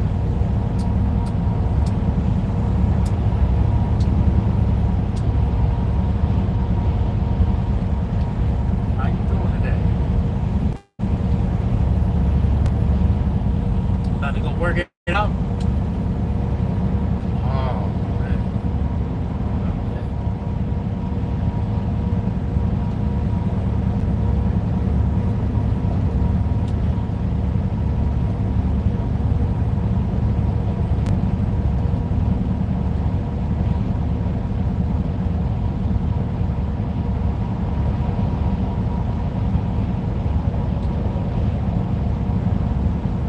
Yo, I need to start swimming again. I really need.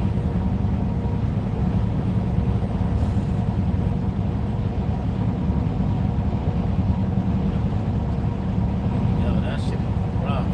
Swimming is not easy. So I used to go to the YMCA, right? This old dude from church used to go with me. Turns out this motherfucker is an Olympic medalist from the 80s. This old man, like 78 years old, he'll swim the Olympic pool back and forth 10, 15, 20 laps. I'll do 3. Be like, I don't know. I can't do. He got the motion down.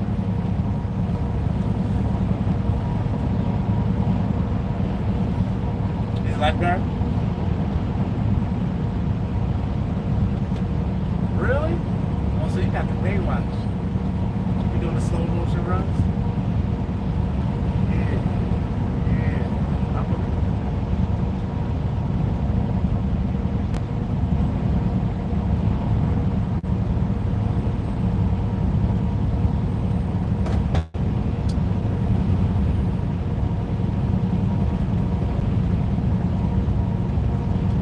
Listen. Now I can swim. I just couldn't swim like that man. That old man showed me up.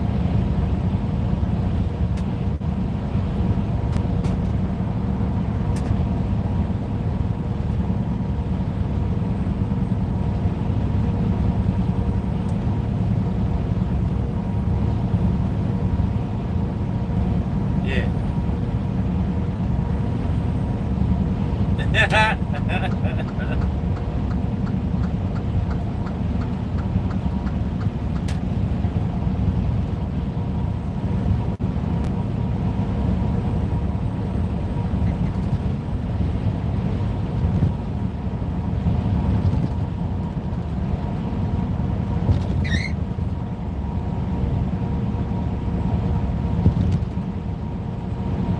See, that's what I need to learn. I need to learn how to swim properly. Because there's a technique to swim. Like just knowing how to swim is good, but to how to move your body in the water with efficiency is the way to go.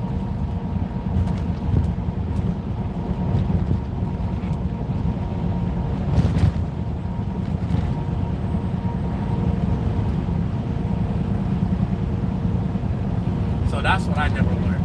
The breath control and how to swim swim like 3 strokes, lean, take the breath. Swim 3 strokes, lean, take the breath. That was my problem. I always kicked my legs fast enough to keep my head over the water. So I was just a power. Yeah, I was just power pushing. I just kick my ass and be coasting, just push up water with my chest like a boat. And that's not the way to do it. That's not the way to do it. So the last time we went to the pool, my son just started floating, and I think he was happy as shit.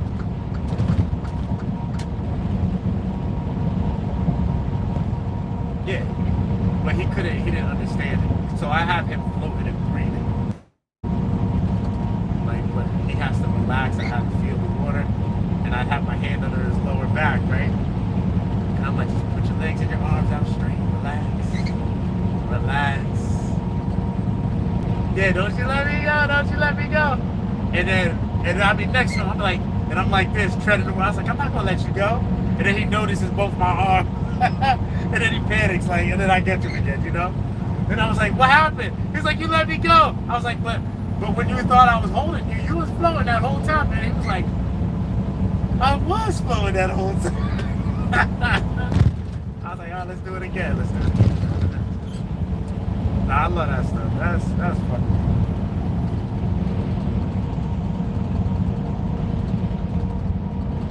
I'm trying to come splash around in the tub and shit.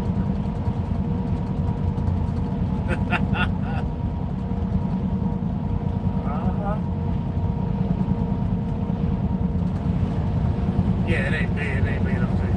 Ain't no tub big enough for 2 people. Unless you got one of them jacuzzi joints.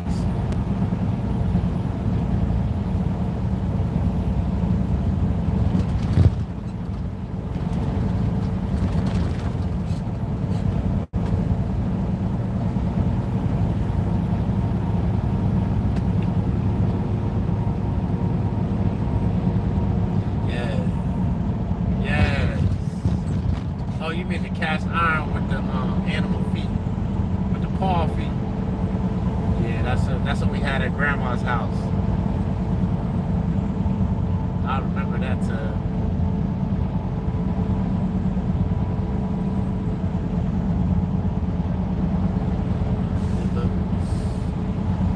The bubbles is gone.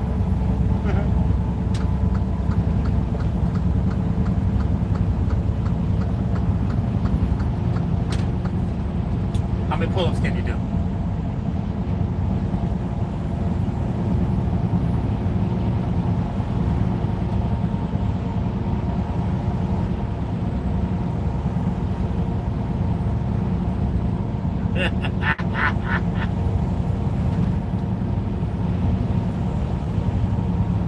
That's all right.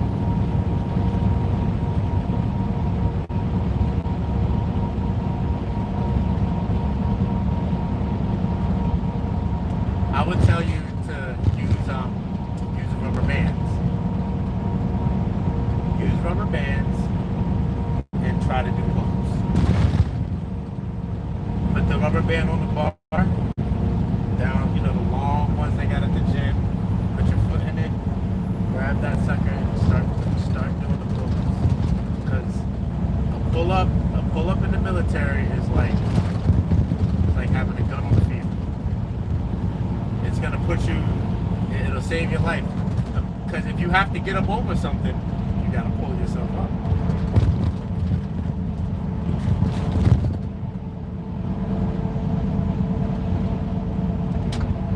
Oh, you'll get over that wall. Your adrenaline will pull your ass. You'll probably jump that shit like Spider-Woman. Boing! Oh shit, I didn't even know I could jump that high.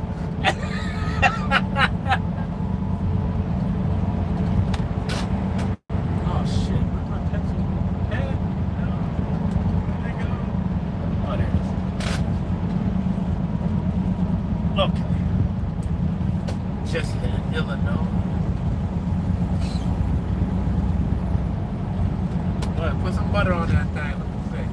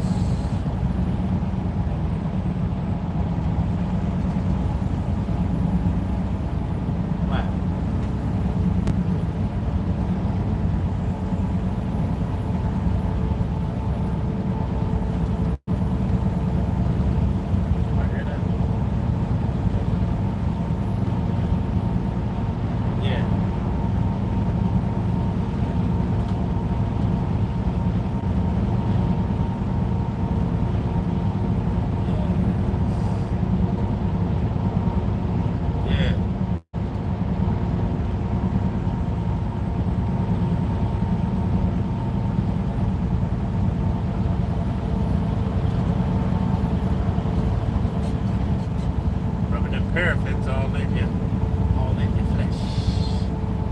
I need to do.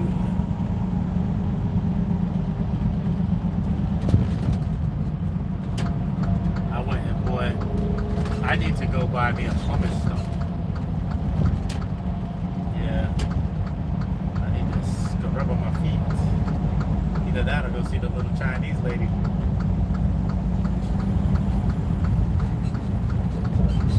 My feet have been going through it. I need some attention to my toes. They start to look like toes. Just look crazy. I was looking at my toe like, man, Lord Jesus. Look like I've been out here doing karate in the desert. Barefooted.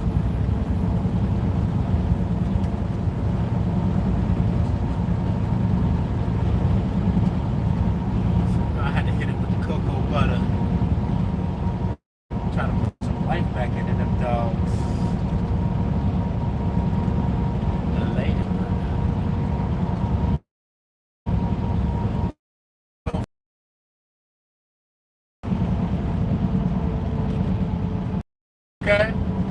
Alright, there's method to this madness. I'm learning. I'm gonna have to do that. And then wrap these toes in saran wrap. So I'm gonna look healthy again. Yes, man. I wanna look healthy again. These toes looking like little fingers on my feet.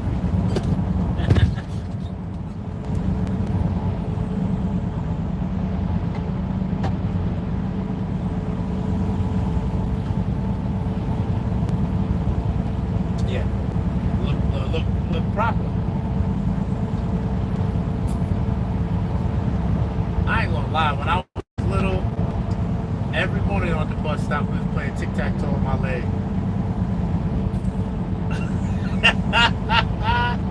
I'd lotion my arms and my elbows and leave my knees and my ankles just to play tic-tac-toe.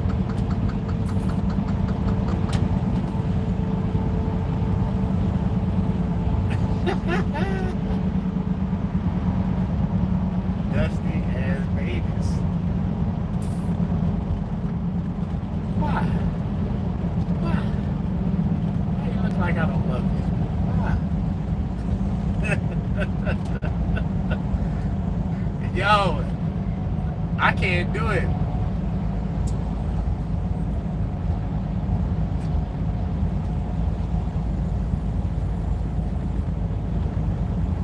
My son don't know what ashy skin is.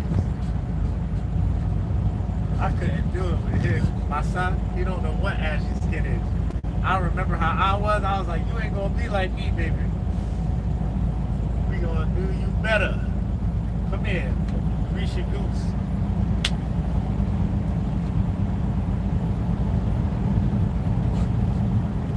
This is what it's gonna get done.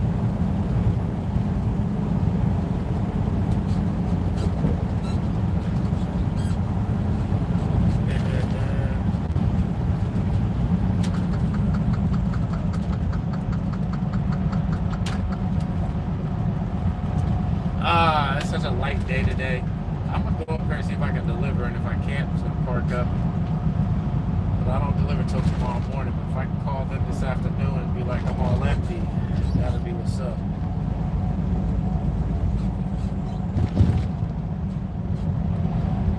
Once a day. Alright, release once.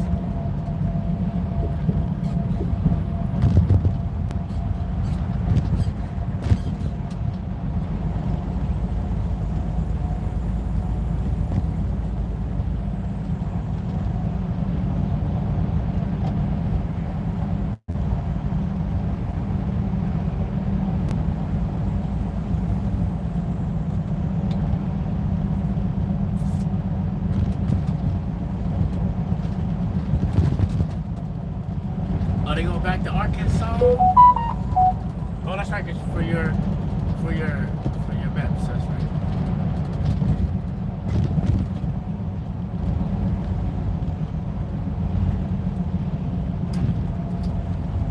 Nice.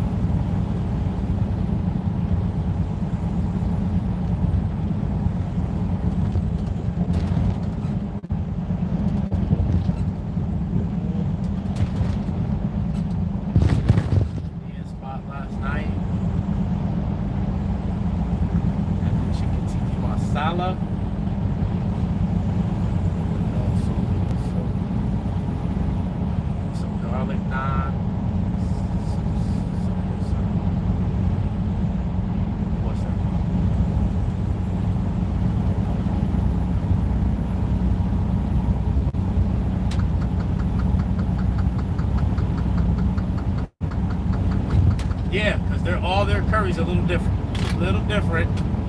And they smell like they eat that shit every day.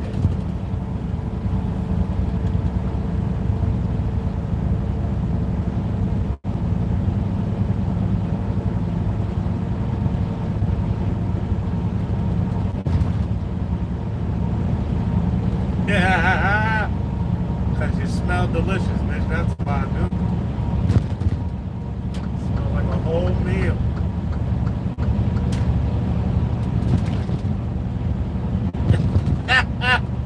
What are you eating? Just vegetables with no seasoning? What is this?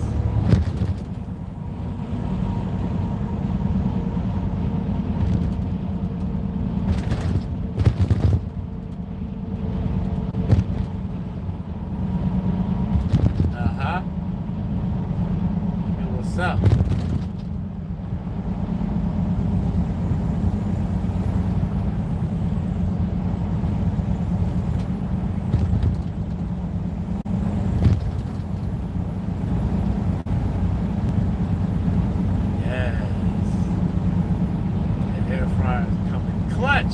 Air fryer to save the day. Yeah.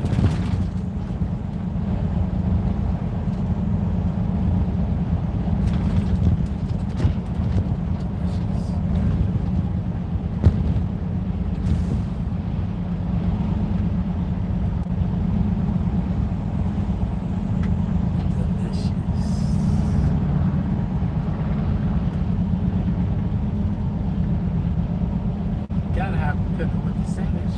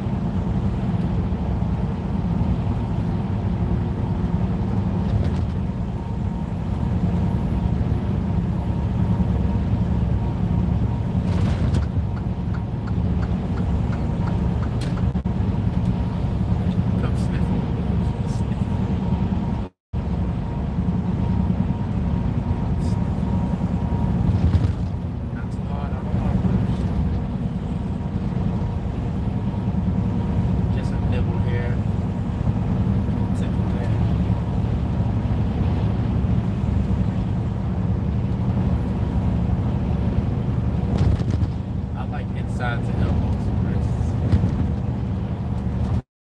Sides and elbows and wrists.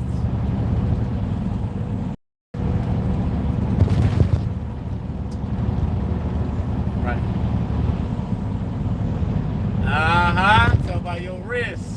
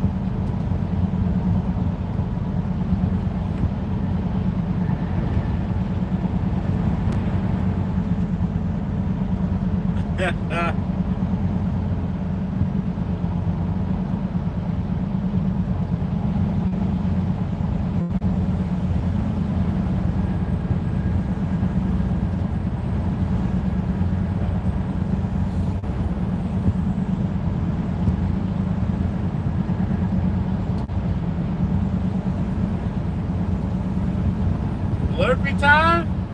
Yo, blurpies are the truth. I think that's how I'm gonna do it. I think that's what I'm gonna do. Get back on my blurpy. I'm gonna do blurpies with you.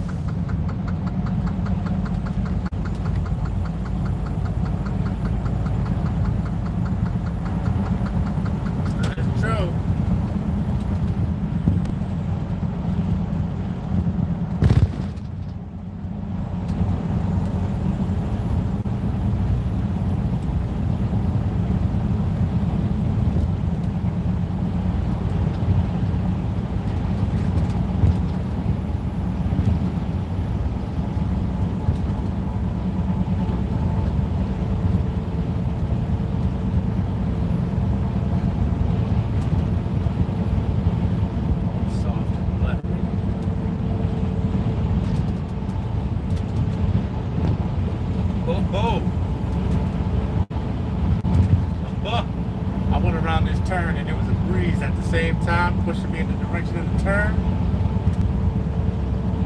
What's all that about?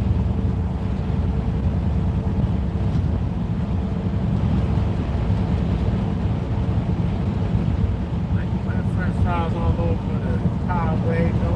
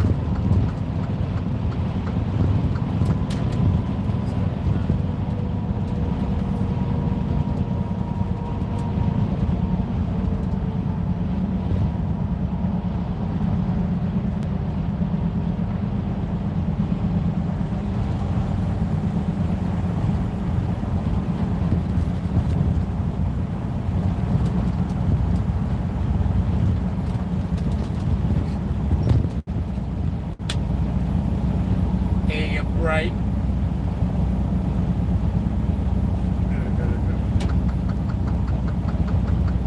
That's what it says on the screen. I didn't call you that. You called you that.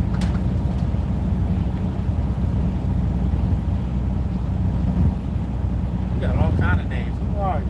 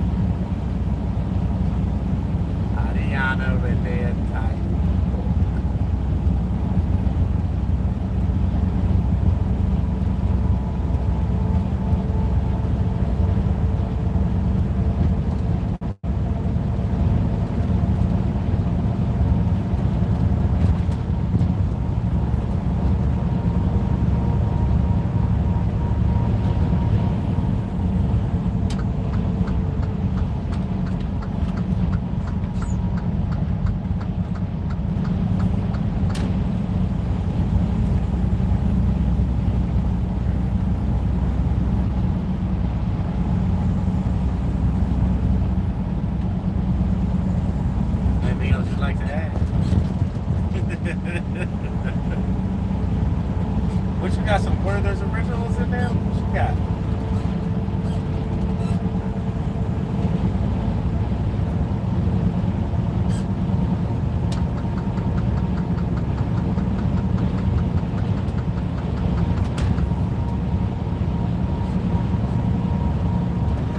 Them joints be jumping.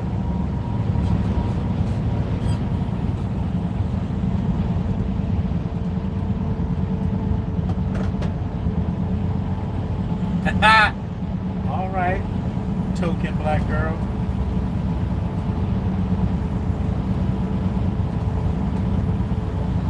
Oh, skin folks ain't kin folks.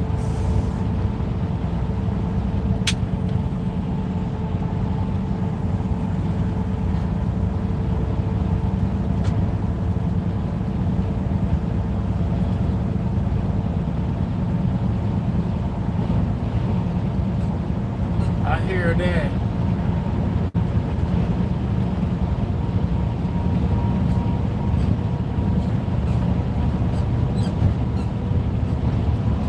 Trying to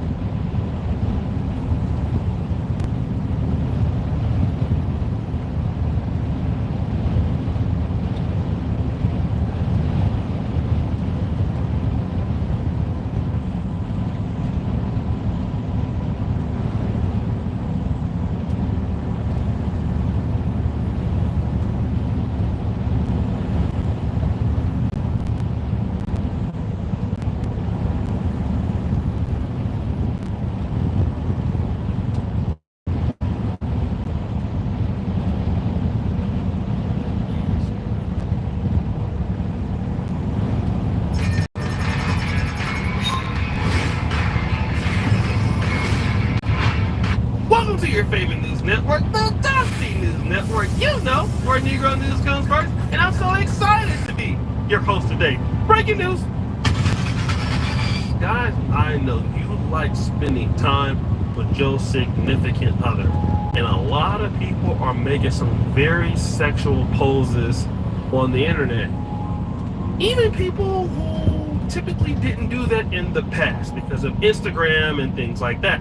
For example, look at Michelle Obama. She has a podcast talking about her relationship with Barack Obama. That's never been done. But guess who's getting to the game now, guys?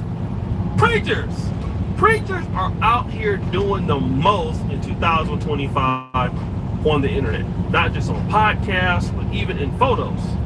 And there is a popular preacher who decided that he wanted to grab some cheeks and post it on Instagram. All right, guys, so we're going to deal with Pastor Kenneth Leonard and his wife, a gospel singer, Tasha Cobbs Leonard.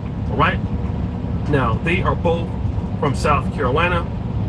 And then a very controversial post that this couple put up on Instagram, which is now deleted, is of the pastor grabbing his lovely wife's clappers. Okay? And the church community at large was upset about this. Now, I went and saw some comments of some people who basically had their opinions, and I would like to read them to you, okay? Key Harrell said, that's her husband. The hell they mad for? Flora says, that's his wife. He can do that. Come on, people doing too much. This person says, the world has gone mad with people supporting someone dating a married man, yet upset to see a married couple being affectionate with each other. Nikki says, if them saints don't kiss, what her husband was grabbing. Woo! People are crazy. Too saved for any earthly good. Boss Hall. It is his wife, so what is the problem? Well, you know which saints got mad? The ones that only know missionary. Got it! Sarita says, I don't understand why people would be mad about this. Folks just want to be mad. Blair says the ones mad gotta be Baptist. You know what? Let me tell you something, okay? I'm Baptist. Don't you ever in your life talk about us like that, okay? I am the founding CEO of the Backsliding Baptist podcast, okay? So don't you ever talk about Baptists. Now, I didn't like the fact that the young lady was hating on Baptists. As you know, I am a Baptist. I actually have a podcast I'm gonna create one day called the Backsliding Baptist Ministries, okay? Backsliding Baptist Podcast. So y'all better stop playing with the black Baptists. It's about 5 or 6 million of us, and we do got hands, right? But the issue that I have is this, okay?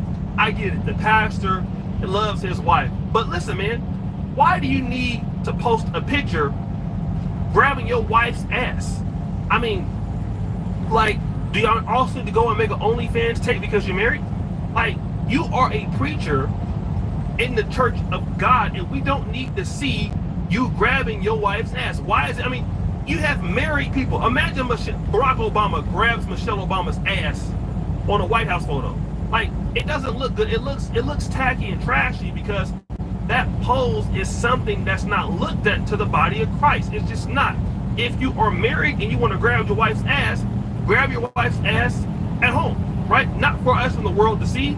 We don't need to see it. And the reasons why you deleted it is because the membership or the people got on your ass, and all of these other people that think it's okay, well, that's his wife, he's married. Well, I mean, this is exactly why y'all don't have no order in the church. Next thing you know, you're going to be booty clapping during the baptism service. Just twerking. Why don't we just, no more rules. Just go ahead on and screw right there in the middle of the church. Forget it. Let me get next then. All right? Y'all need to have some rules and some orders. Y'all out there embarrassing the black community. You will not see no other community do nothing silly like that but somebody in our community, and then somebody will justify something being stupid. Just because you married don't mean you can do that, and you're also a preacher. You're a pastor. Respect your wife. Okay? Next story. Guys, this story is very interesting because some of you want to do some business in the black community, and you might want to go ahead on and go out of the country. So we do have several travel agents like this beautiful lady right here, and she is getting married absolutely this weekend. The day that I'm recording this is actually April 13th. She's actually getting married today in the Dominican Republic. Give her a round of applause. And she's also booking tours to see her get married at the hotel. Of course, she's making a profit off of that because she's traveling. There is just one problem though. She booked a tour for somebody, told them they couldn't come on a tour, canceled their flight, and didn't give them back their money. Let's look into it. All right, guys, so you see this beautiful lady in the red. Her name is Vina. She owns a company by the name of Top Level Escapes. They specialize in group, international, and domestic trips and cruises. Now, this lady, as you know, is a travel agent. She also happens to be getting married in the DR. So she can kill two birds with one stone. She's going to get married herself. And as a travel agent, some of her clients want to go to DR. So she met a new client and basically was about to let her come to the DR for the first time, okay? And basically, she was supposed to attend the wedding on Sunday, April 13, 2025 in Punta Cana. Now, how much was this trip? The trip was going to be $1,860, all right? Now, the young lady, April, the client, sent the money through Cash App, all right? And then there we see it here, Top Level Escapes, April Brown. And then you see this is a 3-day excursion. It's going to be a resort and spa, all inclusive, as you guys know. And it covers everything when you go to DR. So the flight was included, the stay was included, the food was included, everything was included, okay? But here's what happened. Vina Jeter, the travel agent, basically hit up April and said, listen, yeah, the money has got to go up, all right? We're going to, make you pay more fees. So they got into an argument, all right? And so here's what Vina said in text message. Let's read it, all right? She's messaging the client, April. This is the lady that's going to get married who has a travel agency. She says this: just want to apologize on my behalf. I believe we got off on the wrong foot as I took offense to your initial message stating that you don't like last minute things, as if I'm who's responsible for that. Absolutely, you're responsible for that because the client has already been charged. You told her what to pay, and then she pays the money, and now your dusty ass is acting like, you know what I'm saying, it's your fault. And this is what happens sometimes in black business. People don't want to take no accountability but want to get paid. I'm only giving updates as I first stated. The rates just came in. I've been checking numerous of times since last year about the transportation, which are through the airport, not the hotel itself. The information was not available until now, and then I give you that information. I'm doing the best I can to help everyone involved. You should have known that in the first place. Your ass was dusty. Everyone will be on the same transport. It's only the wedding party I choose to pay, whereas one of the gifts being that they have contributed a lot to this event. I may have come off strong, however. I don't like feeling untrustworthy when it comes to dealing with people's money, especially with my travel clients. So you will have a full refund in a few days on this trip, and we really appreciate you willing to come and celebrate with us. Jermaine struggled for years with dental issues before finally finding Nubia. Listen to what he wanted most after his smile makeover. I want to be able to smile at my wife with confidence. I want a few days on this trip, and we really appreciate you willing to come and celebrate with us. So basically, she is canceling her trip, okay? The young lady says, thank you so much. I understand. I would like my refund back immediately, just like I had given to you through Cash App. I can book my own trip at Punta Cana. No worries. I will not be at your wedding. Thank you kindly. $1,800. Yes, when it comes back, have a good night. A few days later, hello, hope all is well. It's been a few days and I have not received my money back like you stated. I need an update. Thank you. Hello, it has not came back yet. It can take several days. I will send once I receive.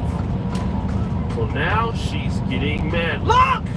I spoke with a representative and was told you have received my money refund on March 31st. When you canceled my flight, it was returned immediately back to you. I was also told you have an allowance account to utilize and take money from that as well. I need my money back by tomorrow. Then she said in 1860 to get, remember it was 1850. Then get it when I get it, and that's wrong information. If you were an actual travel agent, you would know how refunds work, but you're not. Also learn how to talk like a civilized person. Don't text phone crazy again like you're crazy. I will send it how I got it. Have a blessed day. And if they've already processed it, then I should receive it shortly, but you're not going to talk to me crazy. I don't even know you. And flight and hotel are two different transactions, so it will not come at the same time. Good night. So, this lady is rude as hell. The lady is saying, like I said, you have it. I am very civilized. Take the time to listen to what you have said. Sorry you think you know so much about me and you don't. Learn to be honest. It was done as a package, but you have only canceled the flight. Why are you so offensive? You made a decision to cancel my trip with my money. What professional does that? Absolutely. I see you like to think you are in control of people. I'm not talking. Your actions speak crazy. Nevertheless, 1860. So, she says this. You're not civilized. You're very ignorant. I'm very professional and honest to cancel a negative person who I don't even know how come to my wedding and who's definitely and will never be in my circle. You hear this, Bia? Didn't even want you at my shower, and who comes to someone's event who's not invited? Oh my God, I'm telling you, just like you're not invited to my wedding, and I'll cancel it again, and I'll get off my phone, you stalker, have a blessed night, and I'll send it when I get it. Damn, you stalker? Is that how y'all doing it? Now, as of April 10th, 2025, April Brown has yet to receive any portion of this money. Meanwhile, Bina and Gina will be getting married on April 13th, 2025. Those of you who are in North Carolina, get the word out because this lady is shady. I know everybody in the black community won't do this, but I mean, this is kind of crazy, right? You're going to take somebody's money, not give them the money back, then tell them, like, who you talking to? You need to calm yourself down. Like, really? That's a scam. Like, give that lady's money back. The lady was right because, listen, you're in business. You told her price. She paid it. Now you're saying the prices are changing. You're trying to hit her back and changing the fees. That's not cool. All right? You're not a professional. And I hope they sue your dusty ass. Next story! Guys, some of you might be willing to date a single mom, and it's because, you know, hey, you think that they might be a little bit more settled. Single moms, like Derek Jackson said, are for grown men only. But this single mom of 3 has some required to have. Number 1 is that you need to be a year, and you need to have at least 2 cycles. If you cannot make 130K or more, then you are out of money. How do you expect to give me money for my kids if you only make 50K a year? Second is I don't date men that are younger than me because for obvious reasons. So if you are 26 and over, then you qualify. 26 to 35 is the age limit. Okay, I feel like 35 is pushing it because they look old as already. I'm 26. I'm a baby. So yeah, you have to have at least 3 cars under your name. Your second car has to have 8 seats because I have 3 kids. Oh, I want them to be comfortable whenever we go with you on a trip or something. You want me to come with you? I'm gonna bring my kids, and you need to have enough space for my kids. So that's why I require you to have an SUV and a vehicle of your own if you're gonna be dating. Another requirement is that you have to have a property under your name, and you have to be looking into getting your second property. You have to get a home that has 6 rooms because each of my kids have to be in their own room. So you have to be considerate, purchase a house that has 6 rooms because that's only common sense. Like, and if you cannot meet those requirements, then you're not the last requirement is that it has to be pink. If it's not pink, no. Pink and brown go together. Pink and brown, like what? Dua Lipa, you know? I don't even know where to start with that without cursing or saying anything foul, but young lady, I hope you find what the hell you're looking for. I hope you don't. Guys, we had a really good show today. It was a lot of dustiness in these streets. You have the booty grabbing pastor out there in these streets, family. Then there is the lady, the second lady, I believe her name was Vina or Vera, I don't know what her name was, lady who's selling the vacations to the DR, and then she got married and then they want to refund the money. Then you have the single mom of 3 who is delusional as hell. Who will win the Dusty Word today? Somebody does it! Drum roll! It's the second lady, the damn triple agent. I really wanted to give it to the pastor because his wife booty wasn't even there and he grabbed it. So why would you grab that in the first place? All right, Brad? You just grab her back. You'd have been better off grabbing her back, okay? Because the booty wasn't even there. Now, let's get to the lady here with them struggle braids, okay? The micro braids is dusty. Why they so dusty can definitely grow. You are so rude, all right? You don't want to give that woman her money back. You raise the price. You're unprofessional. And you are one of the reasons that black business gets such a bad name. You are predatory as hell, and I'm making sure, if you guys know who that young lady is in North Carolina, her name is April, if you guys find her, you tell her to contact O'Shea Duke Jackson. I will give her an interview on my channel so she get her money back. That lady is dusty. Throw that dust on her. It's over for her. Well, guys, that's my time. Shout out to the North Carolina Beat for some of the stories. I really appreciate them. Go check them out. Check me out at facebook.com/O'Shea Duke Jackson 2. We out. So last night he used him. Honestly, nothing better than when a guy breaks this out. I seriously can't stop thinking about him. Hims. Thank you for the best.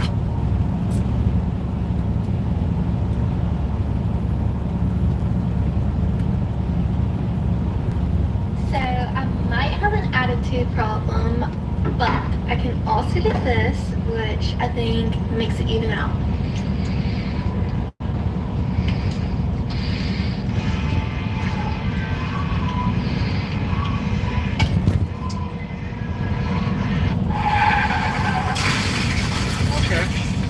Oh yeah, we got a deal. Work with that. My friend was wondering if he could get my number. Oh, Can I? absolutely not. You're no match for me, Sam. You know when you go to a water park and there's a splash zone? Well, I have my own splash zone. And you're invited. No one cares.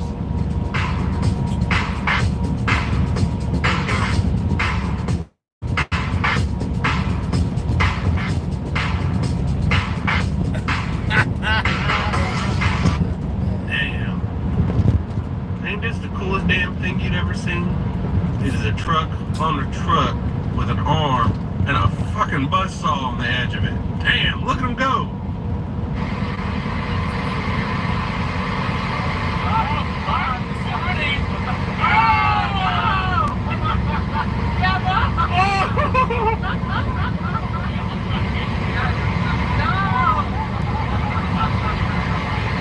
If you surf down here in San Diego for a few years, this is bound to happen. It's happened to me. Hold on.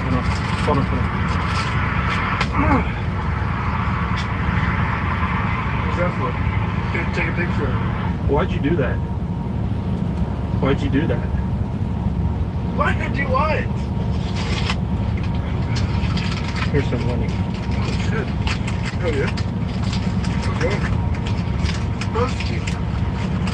Are you gonna take the drink too?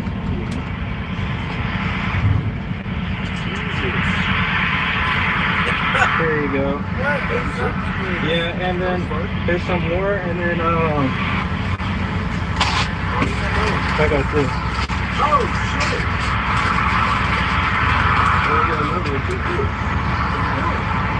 Hey, there's 4 bodies underneath my house. Okay. You keep that hush, dude. Gotcha. This ain't you, You know, this is my first day doing DoorDash. This is crazy. I always get double dashed. You always got to be the change in the world you want to see. So you don't ever forget to hit him with the fuckery. That's right. Everybody knows you gotta pay a price for winning, but most people aren't willing to pay it. They may pay it once, but literally you gotta pay it every single day. And the crazy part about that is the price changes daily. You gotta be willing to pay that price. Guys, I gotta say, this is one of my favorite clips of all time, possibly. The real motherfuckers out there know this shit is too fucking true. I don't fake my lifestyle. I have down days, broke days, sad days, depressed days, mad days, and days that I don't feel like getting up. But I show up regardless and consistently. That's how winning is done. This guy's biggest fantasy was that he wanted to hold my head in the toilet and She must be quite a gal. I could never find any woman that was down to reenact that for him. I bleached it first, but yeah, I did. Jesus Christ. So degrading. Oh my god. He was honestly pretty gentle about it. Gently humiliate the hell out of you know, listen, I delivered my last baby alone by myself in my bathroom. I am not a normal bitch, okay? I'm not a germaphobe. There's a difference between not being a germaphobe and sticking your head in a toilet. I bleached it first. I'm fine, right? This was months ago. I never had any adverse reactions, so obviously it was fine. Do you know what's on your kitchen dish sponge? I mean, the world is gross. The excuses are crazy. Still, that's disgusting. My goodness, guys, these women could make anything make sense besides logic, I swear to God. Second to that, bring back shame. Like, she went on the internet, told the whole world this story, and now some guy's gonna have to take her seriously. It's like, I wonder why it just doesn't work out. Hey guys, if you're looking for the wildest police videos YouTube has to offer, you gotta pay us a visit.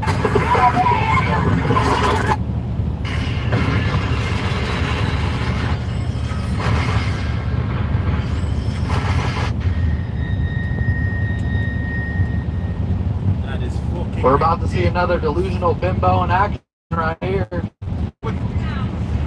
He broke up with you.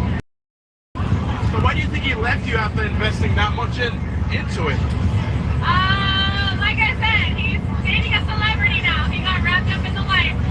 Which one? I can't speak on it. I can't speak on it. Is he a celebrity himself or? No. He works for a celebrity, so. So do you think that he leveled up or he leveled down? In this particular situation, I think he leveled down. He downgraded by leaving you for a celebrity. How did he do that? How did he do that? Yeah, what's the logic in that? Money. He wants somebody to pay his bills and make his bed for him and cook his dinner. So, upgrade from him. Man who's been to therapy, takes care of himself, and takes care of me in the process. Unreal. I'm a recovering asshole, and the biggest lesson I've learned this year is you can't fix stupid, nor is it your responsibility to do so. People are gonna people, and your ability to let them influences the frequency of your happiness. Your willing to silently observe instead of trying to fix, fight, or persuade will determine this. To sit there, drink your coffee, and bear witness to the fuckery afoot. Without this, to sit there, drink your coffee, and bear witness to the fuckery afoot. Without feeling the need to say a goddamn word. And I don't know about you, but fuck, that's something to be grateful for. Guys, I learned this lesson on how to be at peace in the last couple of years, and it's the biggest gift I've ever gotten in my life, possibly. You have to figure out how to get in line with this idea. Let them fuck around, let them do whatever they want.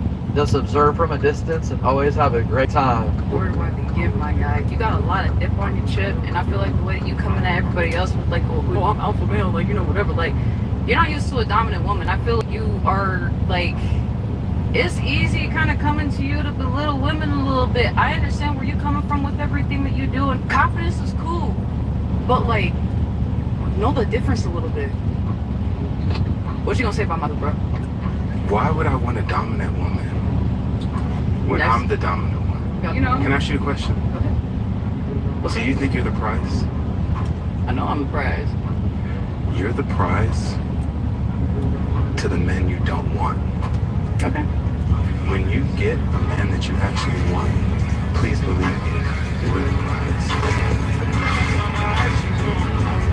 How old were you when you became a millionaire? You have to ask a millionaire. What do you mean a billionaire?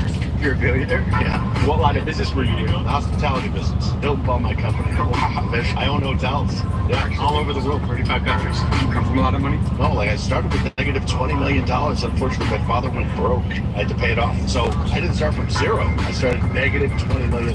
Try that party trick. And what did you turn that into? I actually created a company that was worth $2.2 billion. I always made sure that I never over-levered myself. So I always made sure that people were paid off before I paid myself. Did you go to college? Did. Did college help you become a billionaire? It's helped me how to think logically because I went to school to be a surgeon. I never went to business school. What's a lesson about money that banks don't want people to know? I always made sure my banks made money with me. We all made a lot of money together. You got to stay out of one zip code. The zip code of bad people. If they're around your life, make them go away. Don't go in that zip code. You are who you hang around with. So hang around people that are smarter than you always. That are more successful than you. Learn. And you'll have your time. But you got to work hard. There's no free lunch. There's no lottery. And if you win the lottery, it's called the lottery curse. So you will go broke. Bad things will happen to you. You have to earn it. It's the old-fashioned way. Work hard. See this all the time. Men don't like to talk on the phone. Half of them don't even want to text. You know what I mean? Half of them don't even see the text. So if you're one of those that want to be called every day and talk about the future, get you an inmate, bitch. Federal or state. It doesn't matter. If it's federal, make sure he's doing like 4 to 5 years or more. Because if he's doing less, what's going on? Why are they giving you less time? But other than that... Yeah, she's right. I dare you to try to get me on the phone. But my friend that's doing 5 years right now, woo, he's chatty. What if you had a tool that used technical analysis to help identify strong trade setups without the guesswork? Well, that's exactly what the wave indicator was built for.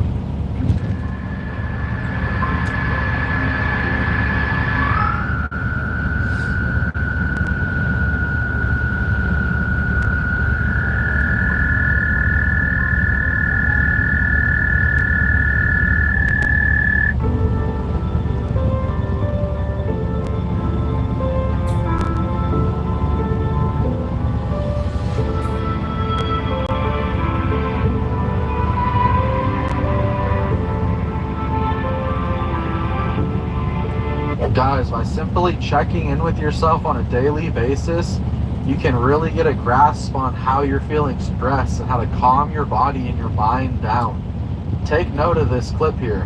Hey, would you rather have us or this BMW M4 car? Why is it never us?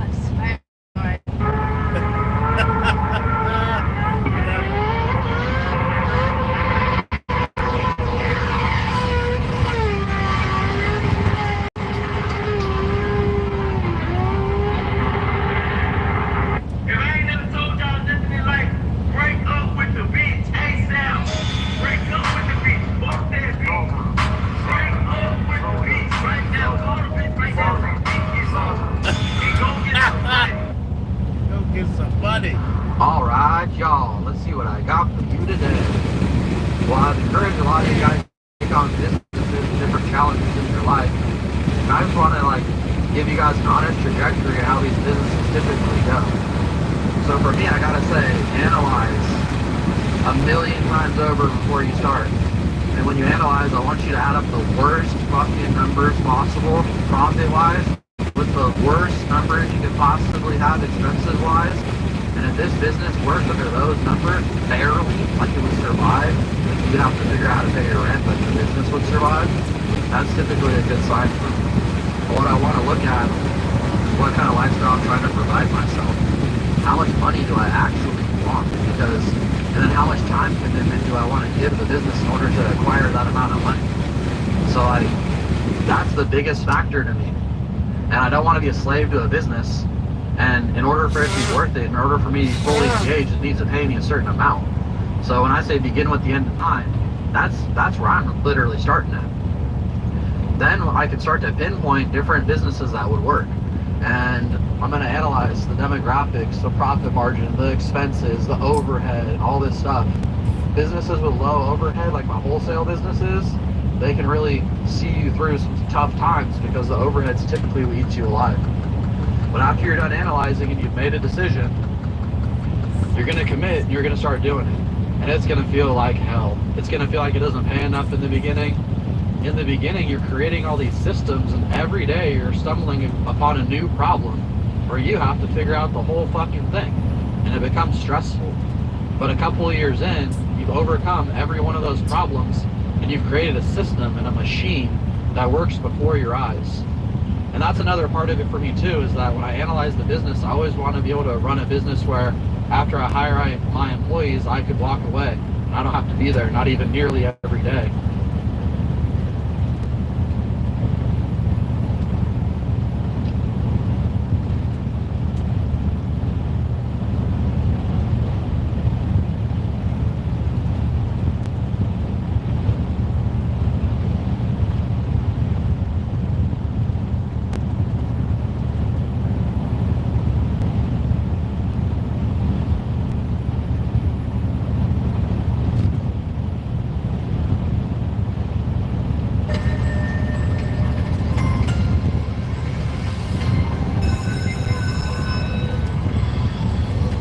Whoa, it's a beautiful day to do these reactions. Listen, if you ain't got the memo, your boy just got out the hospital. I'm back at work again. I'm about to flood y'all with these videos until I get caught back up. Boy, I only dropped 3 videos in the month of April so far, y'all. At this point in time, it's probably gonna be more than that. But get what I'm saying. Right now, it's been 3 videos. If you get a woman pregnant in the state of Texas, you will have to pay child support from the moment that the child is conceived.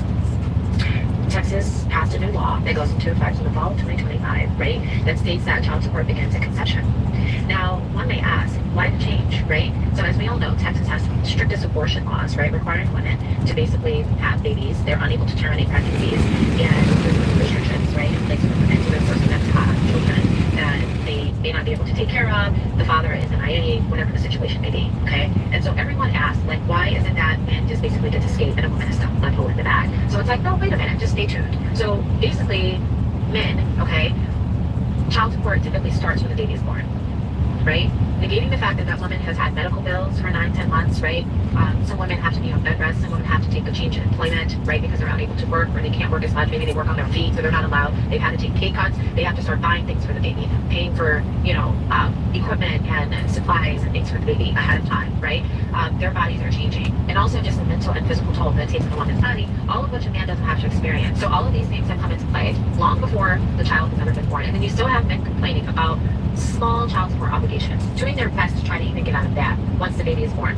There's extracurricular activities, right? There's daycare costs. All of these things are not included in child support. And we all know the cost of daycare. Most child support payments do not even cover a week or 2 of daycare. Okay, so let's just be real, right? So that woman has to find childcare. She has to try to go to work. And the guy is complaining because he has to pay $450 a month. Okay, so this law, which makes total sense, is like, why should you get to just spread your seed all over? That woman is left carrying the bag from day one, right?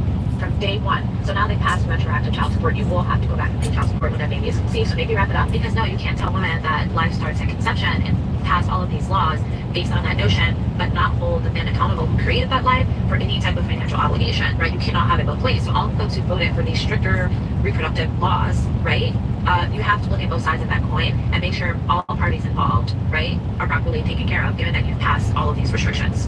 And then I know what the men are saying, like, well, what if the baby's not mine, right? How do I know? I can't pay retroactively for a child who I don't even know if it's mine. So here's the deal, right? You had control over where you planted your seed to begin with, right? So if you're concerned about whether or not a baby is yours because you're dating someone casually, unprotected, or whatever it might be, and you're that concerned that you don't even know if that child is yours, perhaps you should, A, have been sleeping with someone unprotected, right? And then B, maybe just not sleep around, okay? The accountability lies with you. Nothing kicks off without you.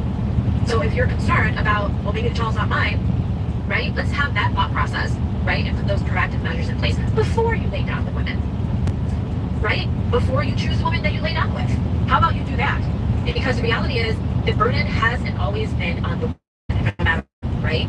No one has to help her or do anything until that child is born, okay? And what we're saying is, most of the time, the baby belongs to the man who is at the forefront of the situation, right? Yes, you have some cases where maybe women don't quite know. Those cases are usually the rarity, right? So in the United States, okay, we talk about the United States, because I know it may be different in other areas, in other countries, but in the United States, okay, I'm trying to, well, I think I should go and get, okay, fine, get your DNA test, but you're still going to pay. You're still going to pay retroactive child support. And if you don't want someone to just willy-nilly be able to put your name down on a child support case, okay, before the baby's born, because this can go for anybody. Any woman can say that you are the father, right? This should be a huge wake-up call to men to stop sleeping around. Because first of all, you are vastly underestimating the amount of women out here that's trifling as hell. They slept with 25, 30 niggas in the last 30 days. And they just shotgunning off. I think the baby belonged to him. I'm going to text every one of these dudes. Whichever one of these step up, that's the one I'm going to pin it on. A lot of women are doing that right now. So with that being said, fellas, please strap it up. That way you never even find yourself in this position. But I think the best thing to do is this. To retrograde. The baby daddy actually is, cool. Add up the medical bills, tally them up, and the mom and daddy split the bitches down the middle. If it was $2,000 worth of bills, cool. Put them on a payment plan for half of that shit. Come on now, you shouldn't be putting people on child support when we don't even know what the baby here is yet. Come on now. Hurry up, people, hurry up.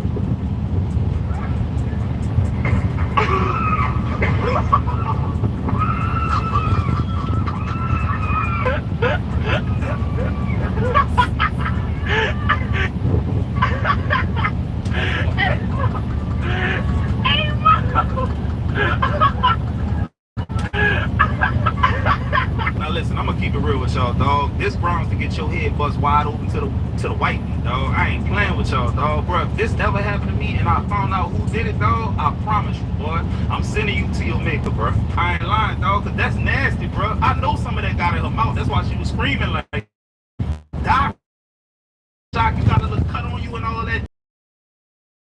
Man, it's over for you, bro. Stop playing with people, man. Nigga, don't put me on, bro. No, you good? 1,500 Asian like together. At the dentist? Yeah. Nah, bro, you gotta go back, bro. Did they fucking, what did they do? They gonna file them down, but you know what I'm saying? You gonna put them over your regular teeth? Nah, they took my teeth out and they gonna file them, bro. Nah, bro. Nah, but you really hot-siding them. You hot-siding them. Bro, this is big, bro. I'm just saying, bro. Bro, you get what you pay for. You get what you pay for, dog. Stop going to bootleg surgeons and dentists, dog. Hey, boy, that boy look like he got chiclets in his mouth, man. Damn. I know my life will change from now. And I encourage my people to come. He got chiclets in his mouth, man. Damn. Alright. Come on, man. No, you got it.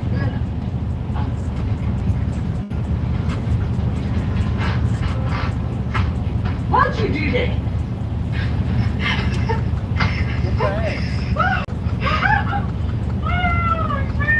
Why would you do that? You said dummy. Say, dog, to this day I don't play with my mom or my pops like that, bro. I have respect for them, dog. There's no way, there's no circumstance that I would do that on my mama. Hell no, bro. My mama too classy for that.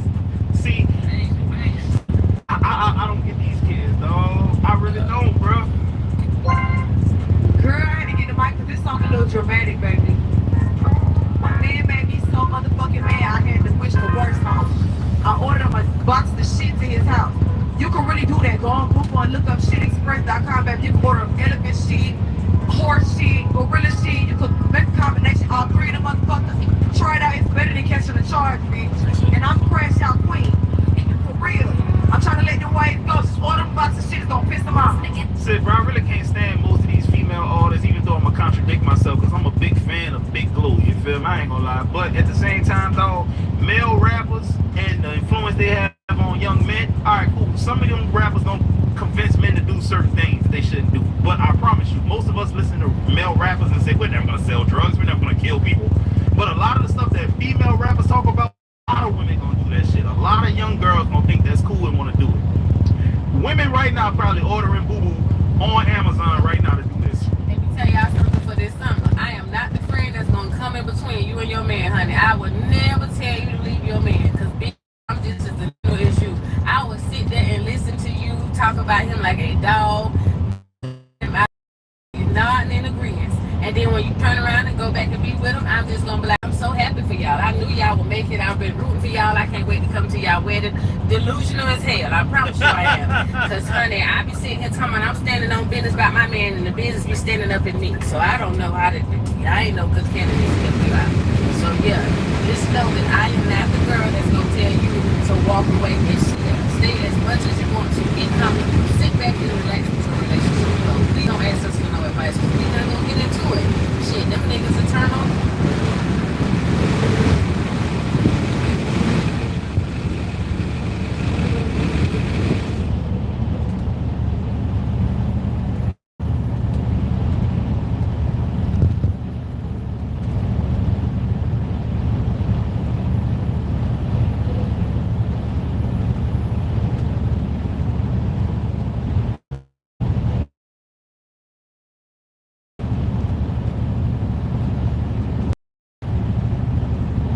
That's because we not gonna get into it.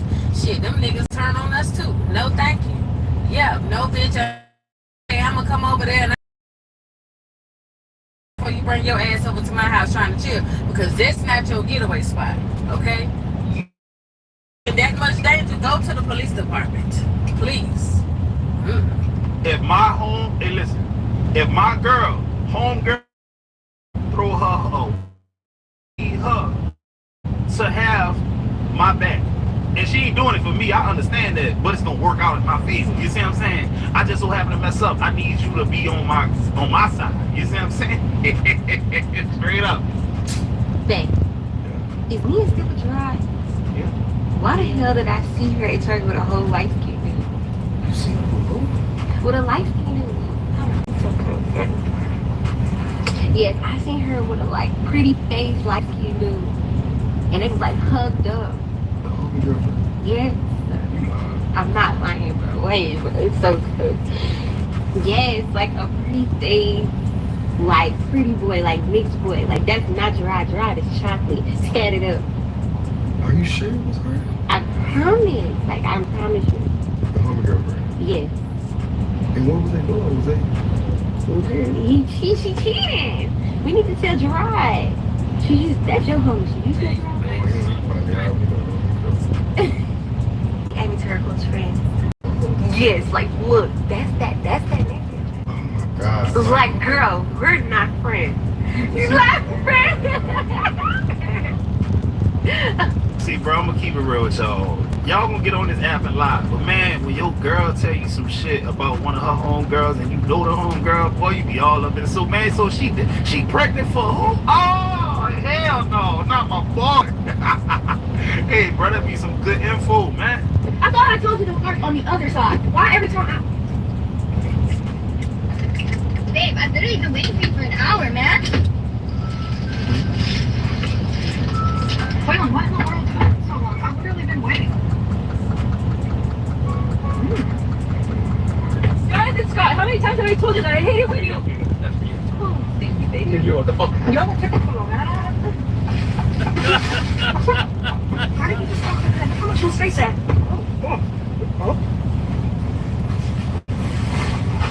And you didn't think to do the punch of laundry that... I mean, you're... You know what? But I was supposed to just try to tell you this. Oh, man. Listen, you always have to talk from far away. You didn't do this. Like, I have to move. Is the other one that you can't, but it's no more. You reward them with food, you shut them up with food, you entice them with food, you incentivize them with food, dog, and you punish them with food. Get in an argument, don't go cheat on your girl. Go get you your favorite meal and eat that bit in the car. Come home with your breath smelling like lemon pepper wings. Oh, that's gonna get her every time. Hey, we were getting calls about somebody being injured out there screaming. Did they say what a partner? Yours? No, it's not mine. Can we come in? No, you can't come in. It's just me and my mother here. Hey, my mother's right here. Somebody's screaming. Yeah. No, ain't nobody right here. Yeah, you're at the wrong apartment. I don't think we do. It's your downstairs neighbor. It's the one directly above you. Not come in just to make sure no one's hurt and then I'll leave. No. Otherwise, I'm about to force you to go open. No, no one's coming into my house, sir. Sir, what are you doing? What are you doing? Yes. Stay there. Nobody's in here. You're not going to my bedroom, sir. Look, I'll be honest with you. I'm about to register rescue for here. You're not going to my bedroom. What? I don't understand what's going on here. I already told you. I'm just doing a quick search, make sure no one's I hurt. didn't invite you guys into my house. I get that. Let me in the room so I can search. And then I'll leave. I'm backing up. Yes, please, get out of my house. Yep, that's it. I appreciate your time.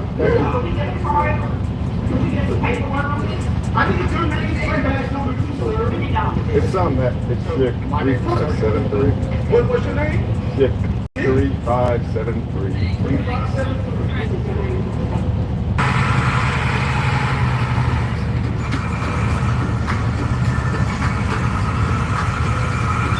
Chick 3573.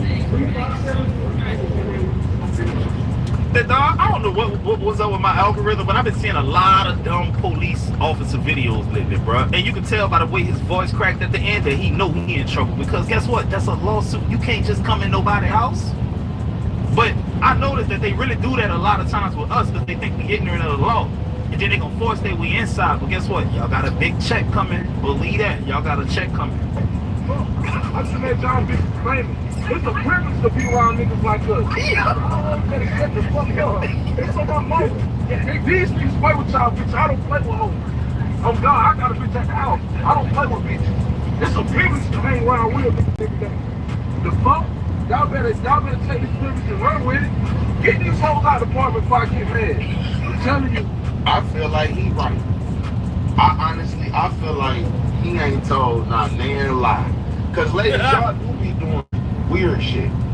Y'all do it, and you know you do. And the girls don't really know nothing about no accountability. So shit, they forget. They forgot they did some weird ass shit. I'm like, damn, okay. He might not be lying. Like, it's a privilege to come up, you know, some niggas get you free liquor. Some niggas put you on the scams and stuff, you know. Some niggas just got it like that. They get to tricking.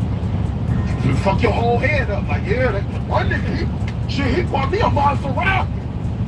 Okay, that was him, sweetheart. The other niggas, they not on that.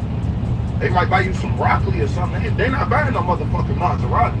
But it still is a privilege, though, to be around such a boss. I could tell from his sweatpants outfit and how he had the like he had the dreads. That was a meme I seen one time, right? And it really describes this moment perfectly. The dude said, sometimes you gotta tell a bit. I ain't lucky to have you. I'm the one balling. You lucky to have me. Hey, dog, balance. That's what that is. That's called balance, because they not acting right.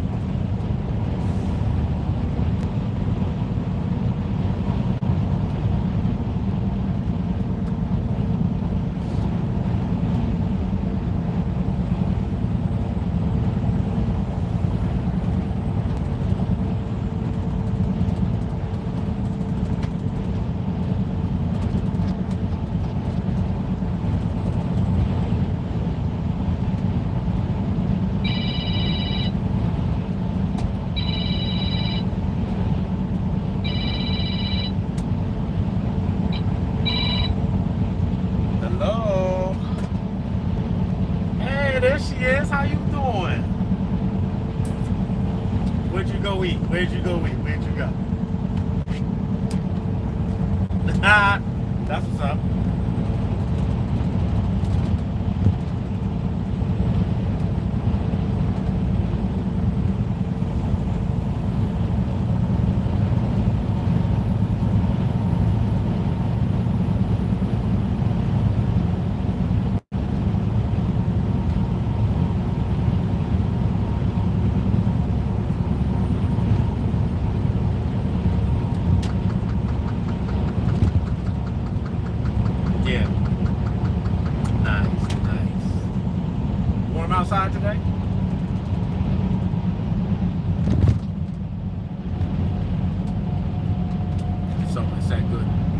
weather, spring weather.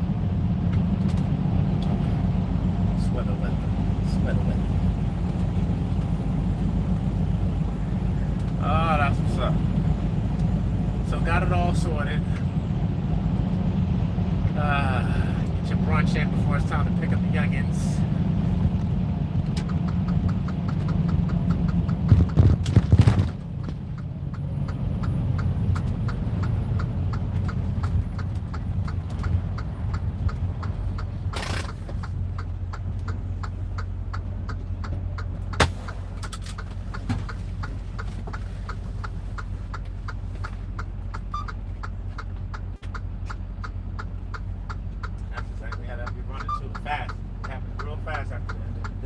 After midday comes and you go pick them up, day's over. It'll happen real quick.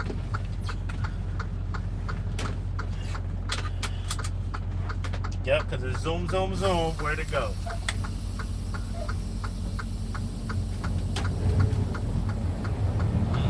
I drove out of the ring, thank you. I'm tired of it.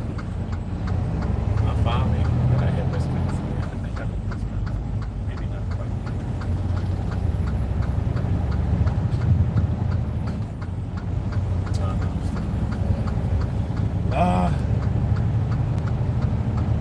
I swear, there's some of the days where I don't have to drive the full 10 or 11 hours. I feel like it's long. Yeah, I feel like, I think it's because I'm waiting for it to be over. When I know I have a full day of work, it ain't no big deal. When I have like a 5-hour, 8-hour day, it's like, oh man, it feels like it's dragging.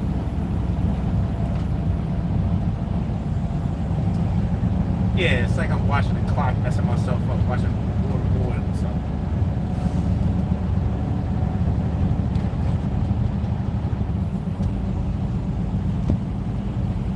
So I'm sitting here cooking out a pullover. I forgot I had the heat on in the back. I'm like, why I got the heat on? It's so hot. Turn that second. I ain't over there no more.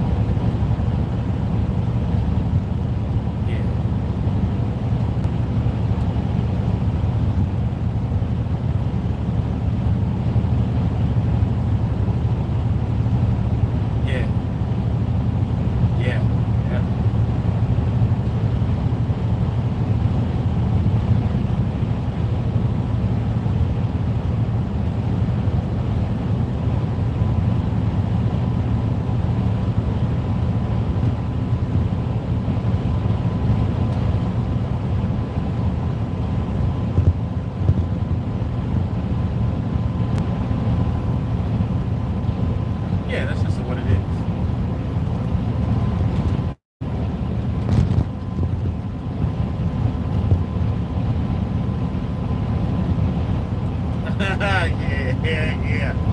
It ain't adding up. It ain't adding up. Portions is off.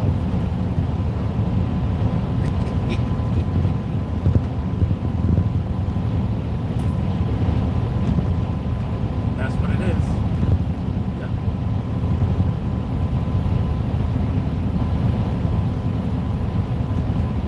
That's it. That's his portion control. That's where it's at.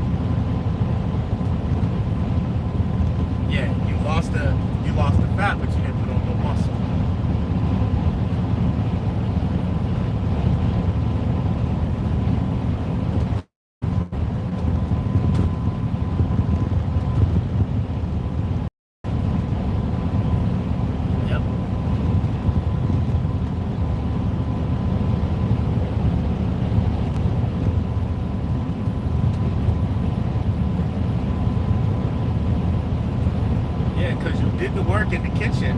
You started portion controlling. You was doing your cardio. You forgot that third magic button. But that's all right because you're gonna be a new gainer too. So if you haven't been weightlifting like that, as soon as you start, you're gonna be looking real snackish. Be like, wait a minute, what is this? This is a whole snack run around here, don't you? Around me like that, don't do it.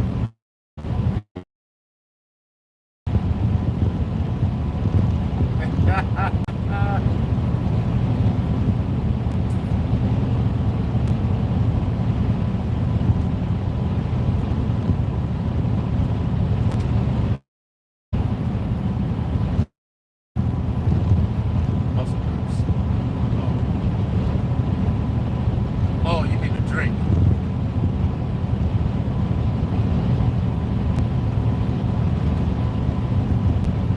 Yeah, they ain't like they used to be.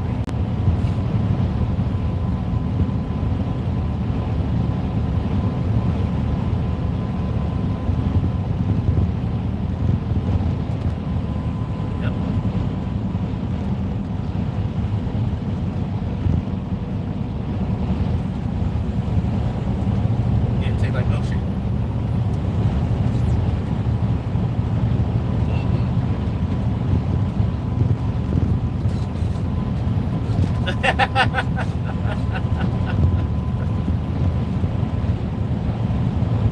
Yeah.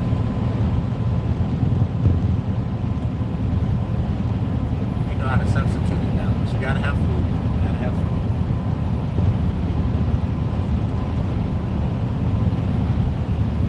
You're like, this is all I need. No. Just one of these a day. Just one.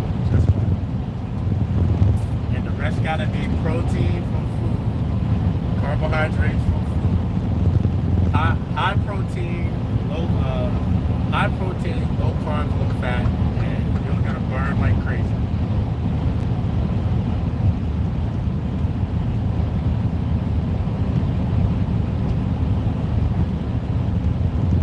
You got gluten.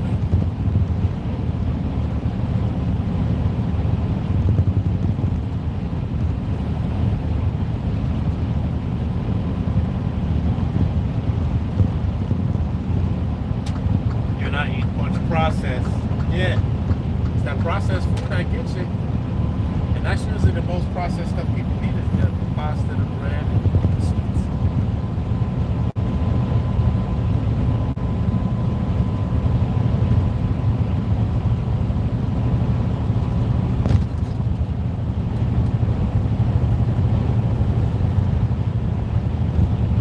That's what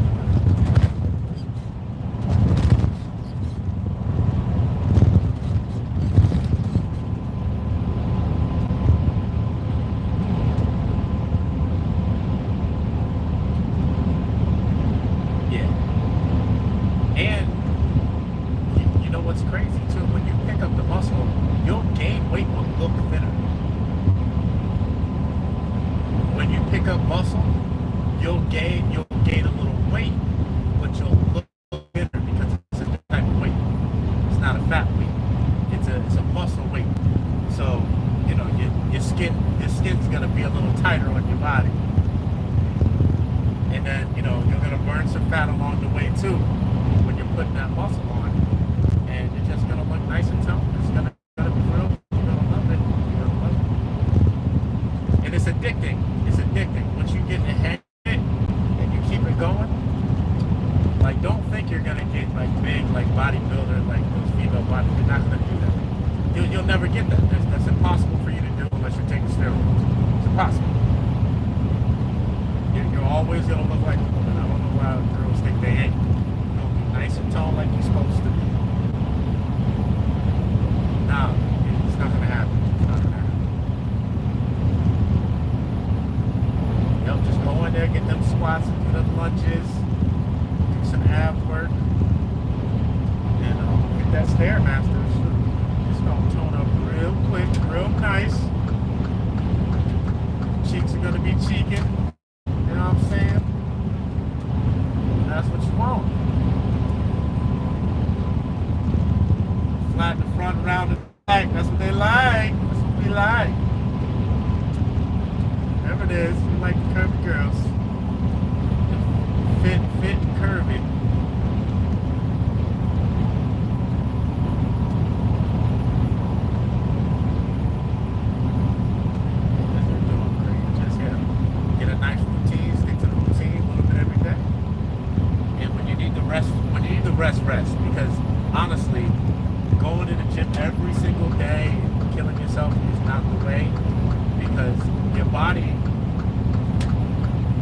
gym is to break down the muscle.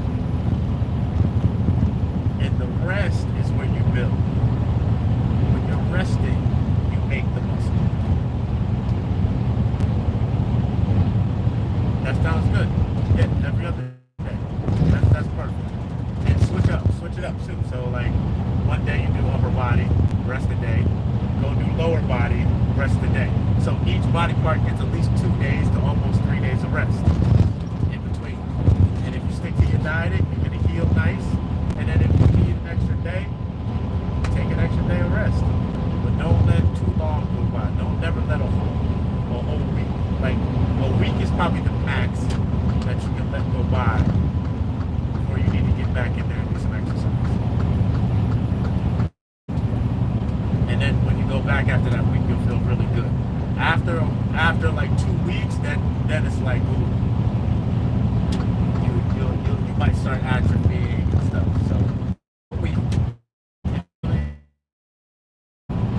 but every other day.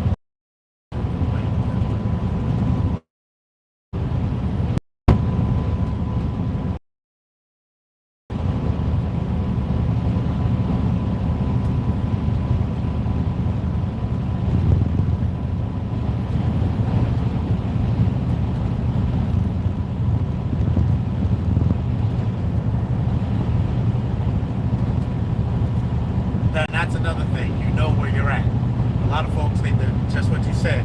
It's like the New Year's resolution thing. They come in there and get in the year pumped up. I'm coming today. I'm gonna buy these clothes, buy these sneakers, buy the protein and the vitamins, and I'm gonna do it. And then 2 weeks and they're like, nah, just do a little bit. If all you got is a half an hour every other day, that's what you do. And you eventually what's going to happen is you'll be like, oh, I'm stay another 10 minutes, stay another 15 minutes, I'm going to do another set of this, another set of that, and then you're in there, then you're in and off to the races. Yeah, don't do too much.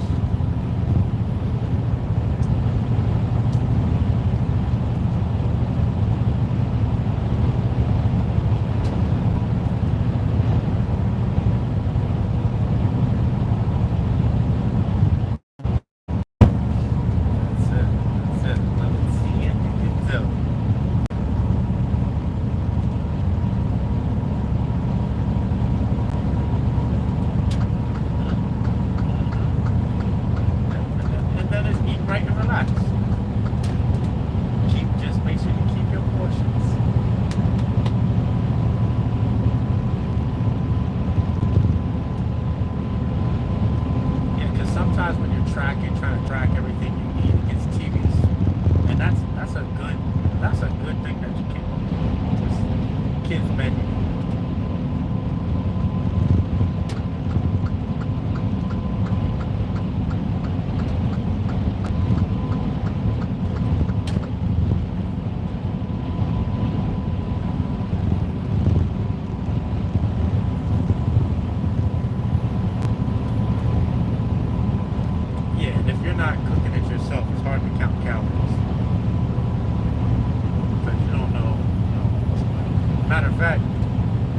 Calories are pretty much just in the sauce.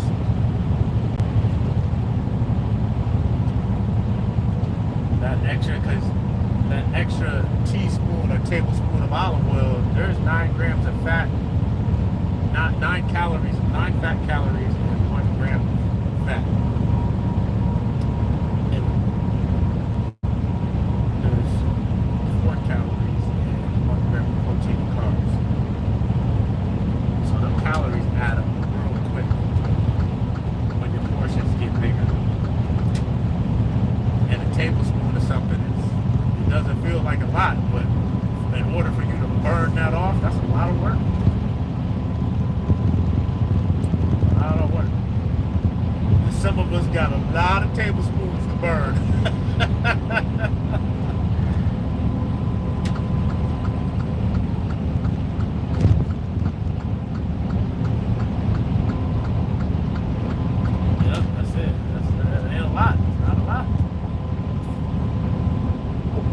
Steady state cardio is the best. Like you want to shoot between 8,000 to like 15,000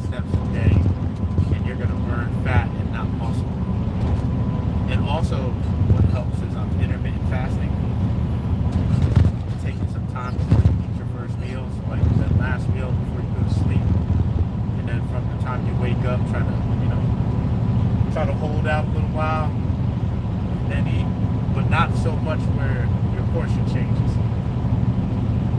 Because you can get hungry and go in. You know how it is. You get good all week long.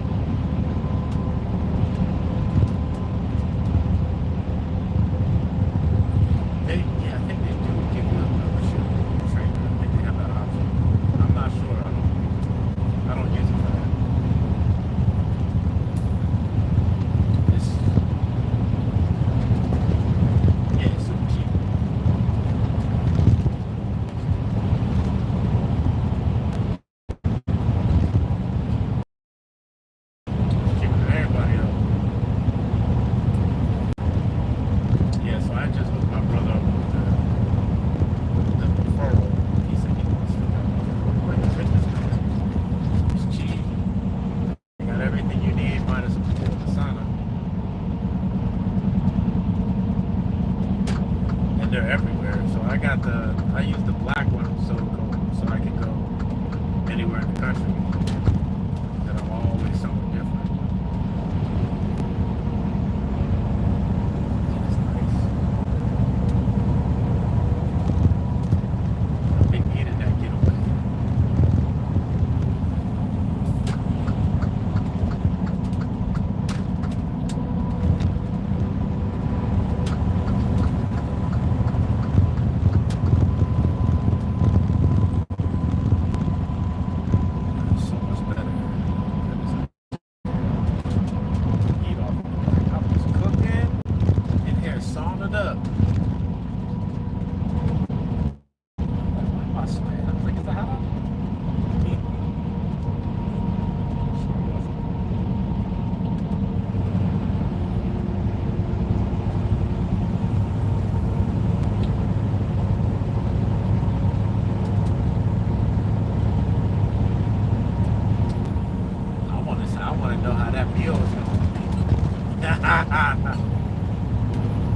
You gotta tell me the French toast. Was that the place you're going to, the French toast spot?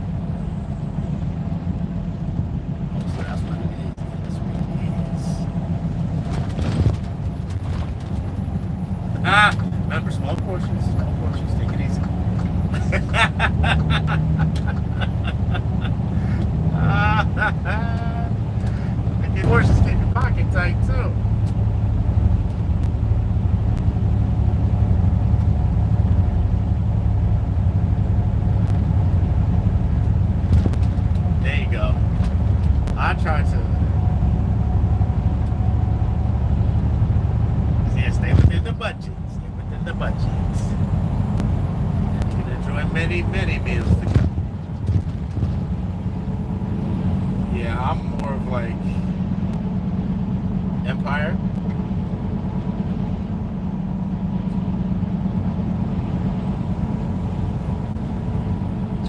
No, no.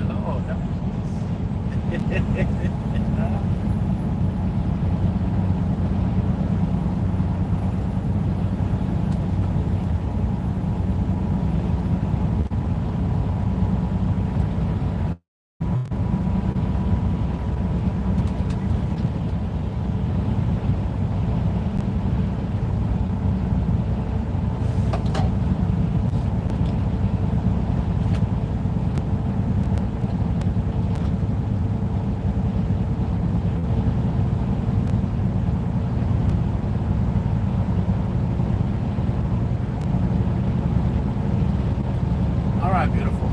Until then, be safe. Bye.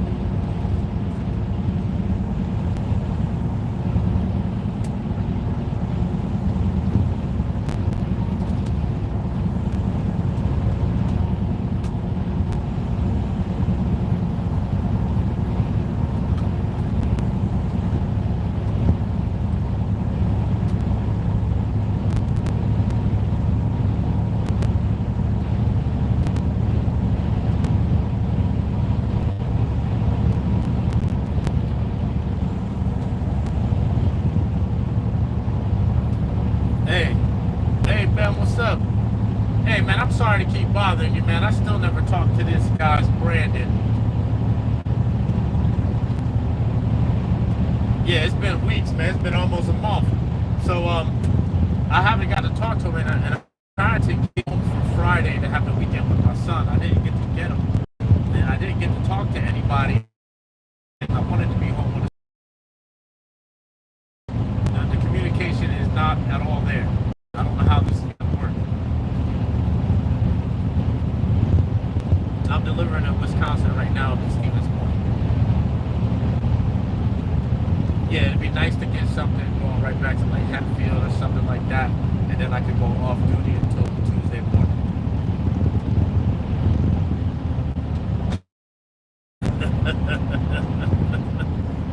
My bad, my guy. So I know we try to do your thing. I'm like, you the only connection I got up there at the moment. I appreciate it. Thank you. All right, later.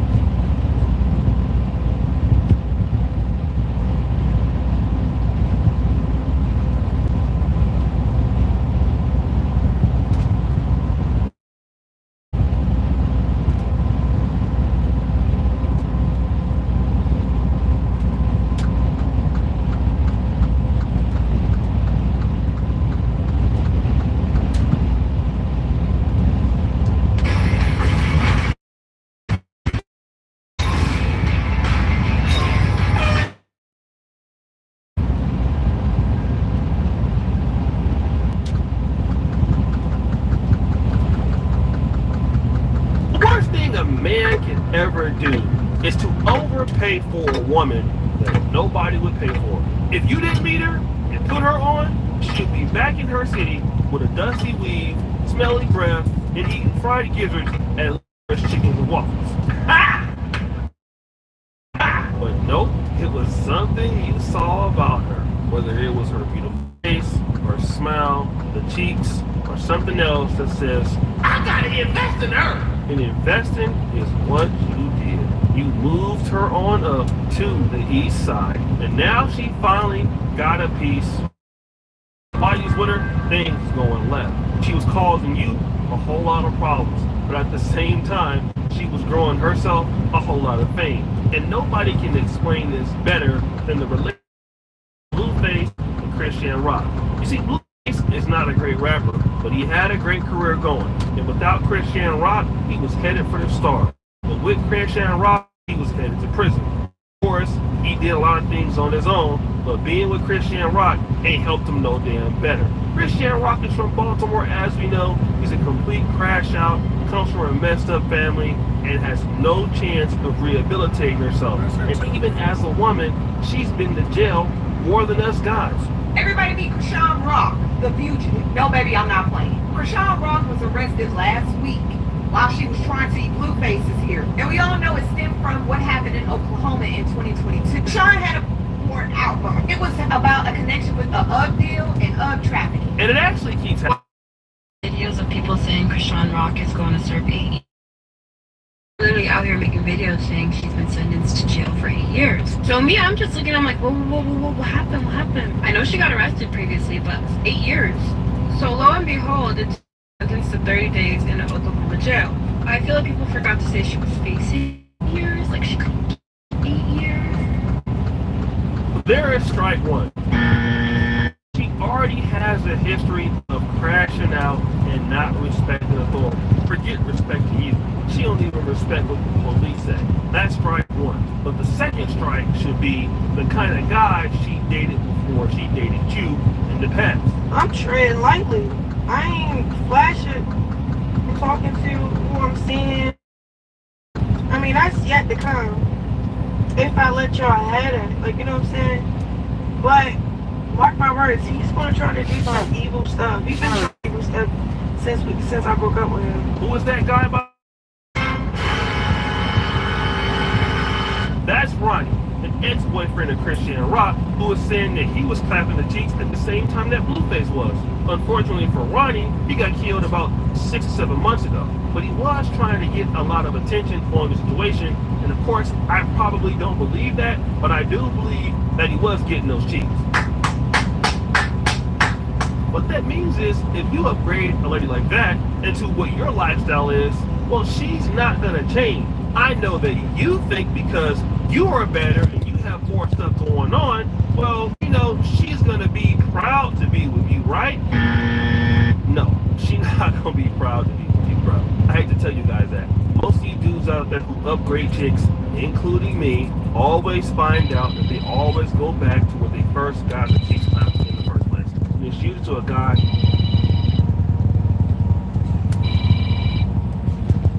Hello?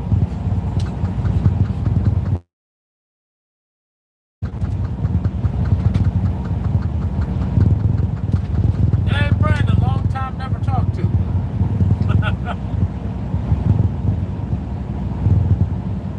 Not much. They gave me your contact information, and I've been texting you for like the last month, and I haven't heard from you. So Friday, I'm trying to get home so I can take some time off, get home by Friday, and head back out Tuesday morning.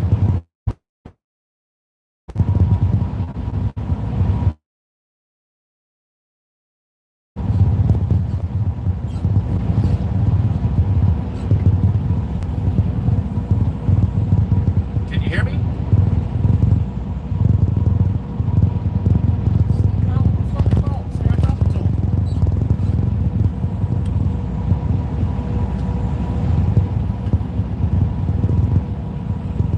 Brandon.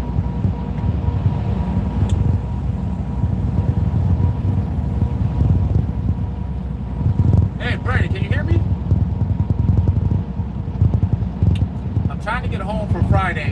I can take some time off and get back to work Tuesday morning.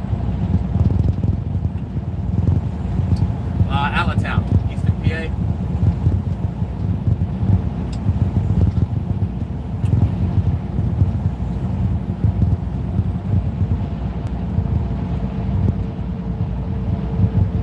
Allentown, Pennsylvania. I'm trying to get home for Friday, then back to work on Tuesday.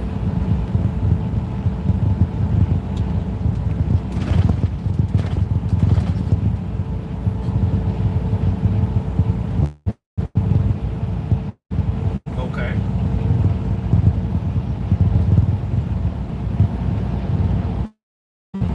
Yep. Do you have anything to point I'm dropping today? Oh, let me see what I got for you, man, because that's the one. Let's see that I can right now so I can get over there.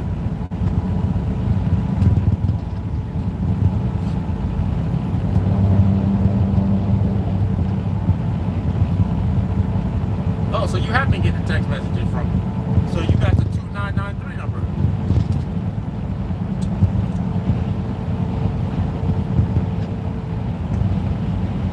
No, I texted you April 8th, and I texted you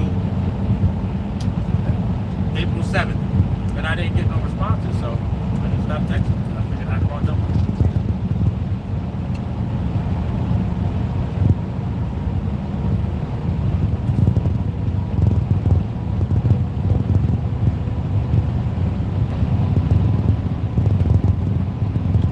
Well, yeah, just say no.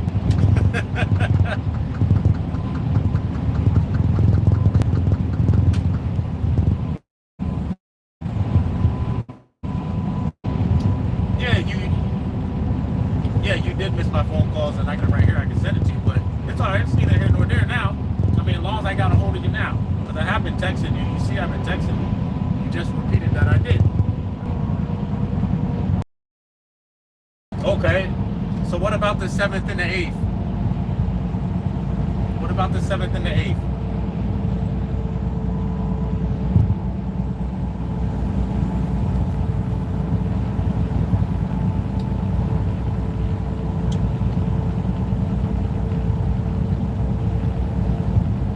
Oh, so I didn't even know I was talking to you then. I thought I was talking to somebody else. One of the dispatchers.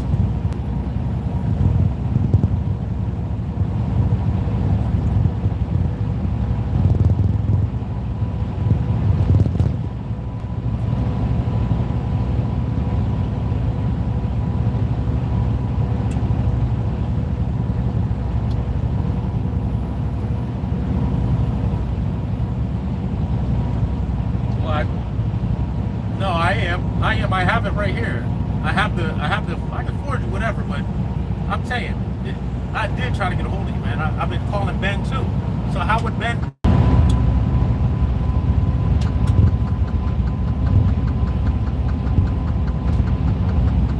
Well, I thought that if Ben was going to, when Ben called me and told me he wasn't going to dispatch me, he gave me your information, and ever since that day, I haven't talked to you once that I've known of.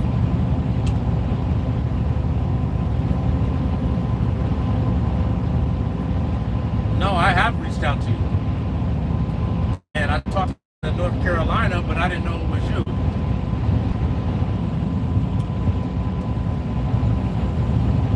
All right, Ben. Brandon. Okay. All right. Just please get me home, man. Appreciate it. You have a good day.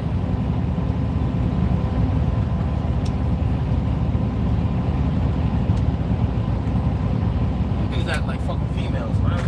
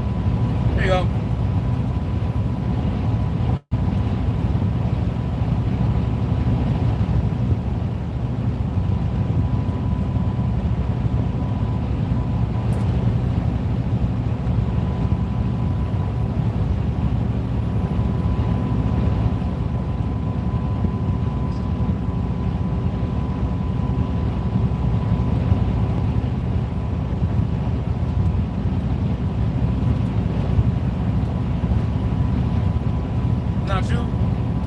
This ain't you. Call history.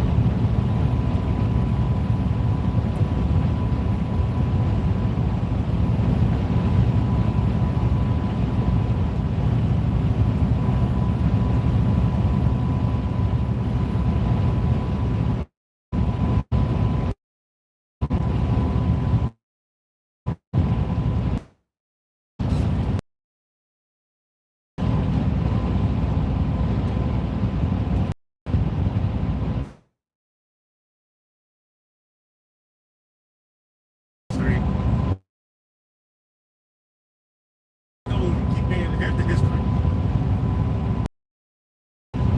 Tell them what you want.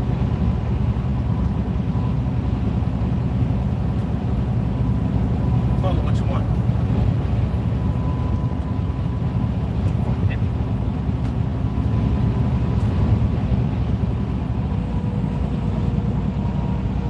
Hey.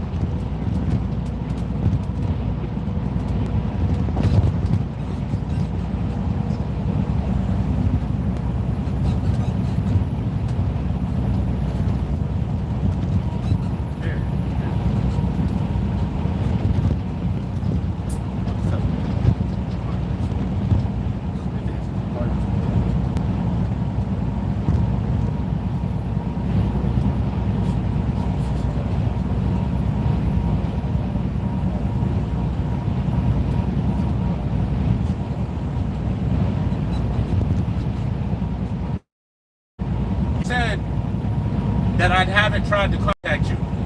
Here's the proof that I tried to contact you. And none of them got through.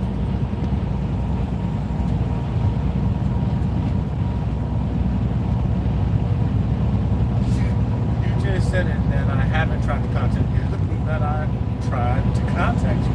And none of them got through.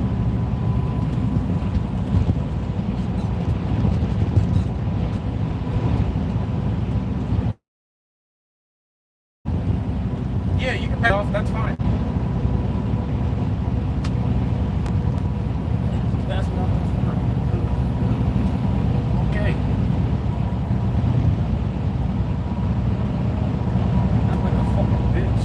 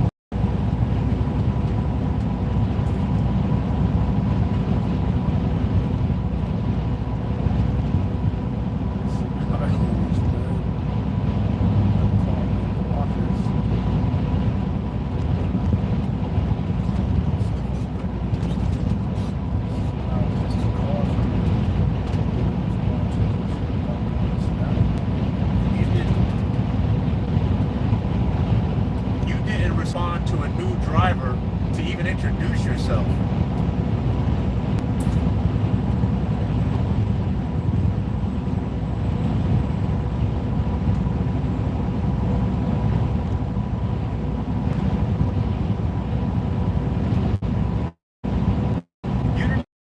Stuff.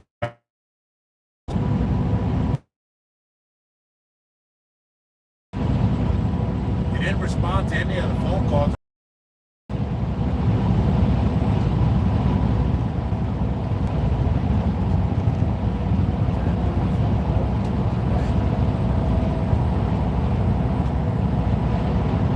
I mean, if that's how you work, I don't care, man. You've been keeping me busy with your school. That's all I'm here to do.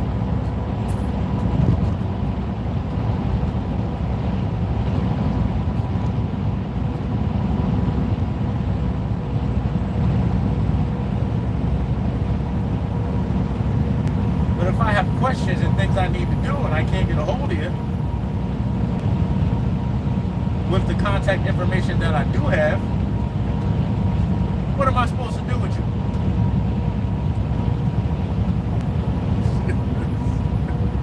You know what I'm saying? You can introduce yourself, I can get it switched over. Then respond to any of the calls. Or even call me back. I mean, if that's how you work, I don't care, bro. You've been keeping me busy, which is cool. But if I have questions and things I need to do, and I can't get a hold of you, the contact information that I have, what am I supposed to do?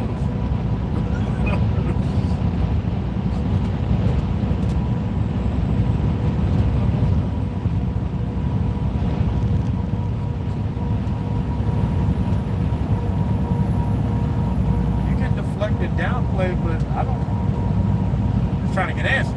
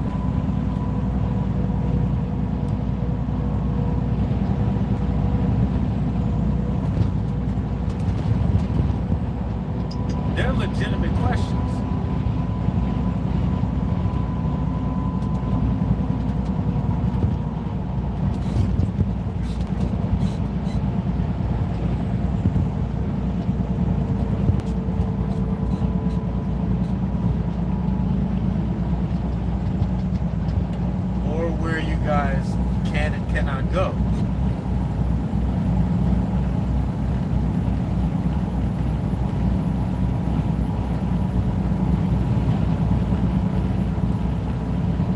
Where a falcon can and cannot go.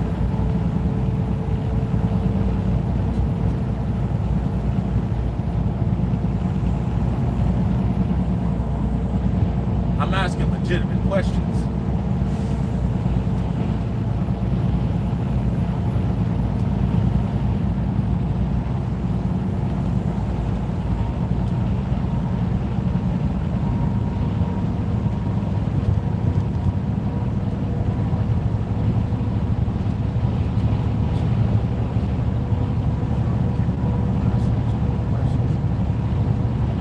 A simple no is cool.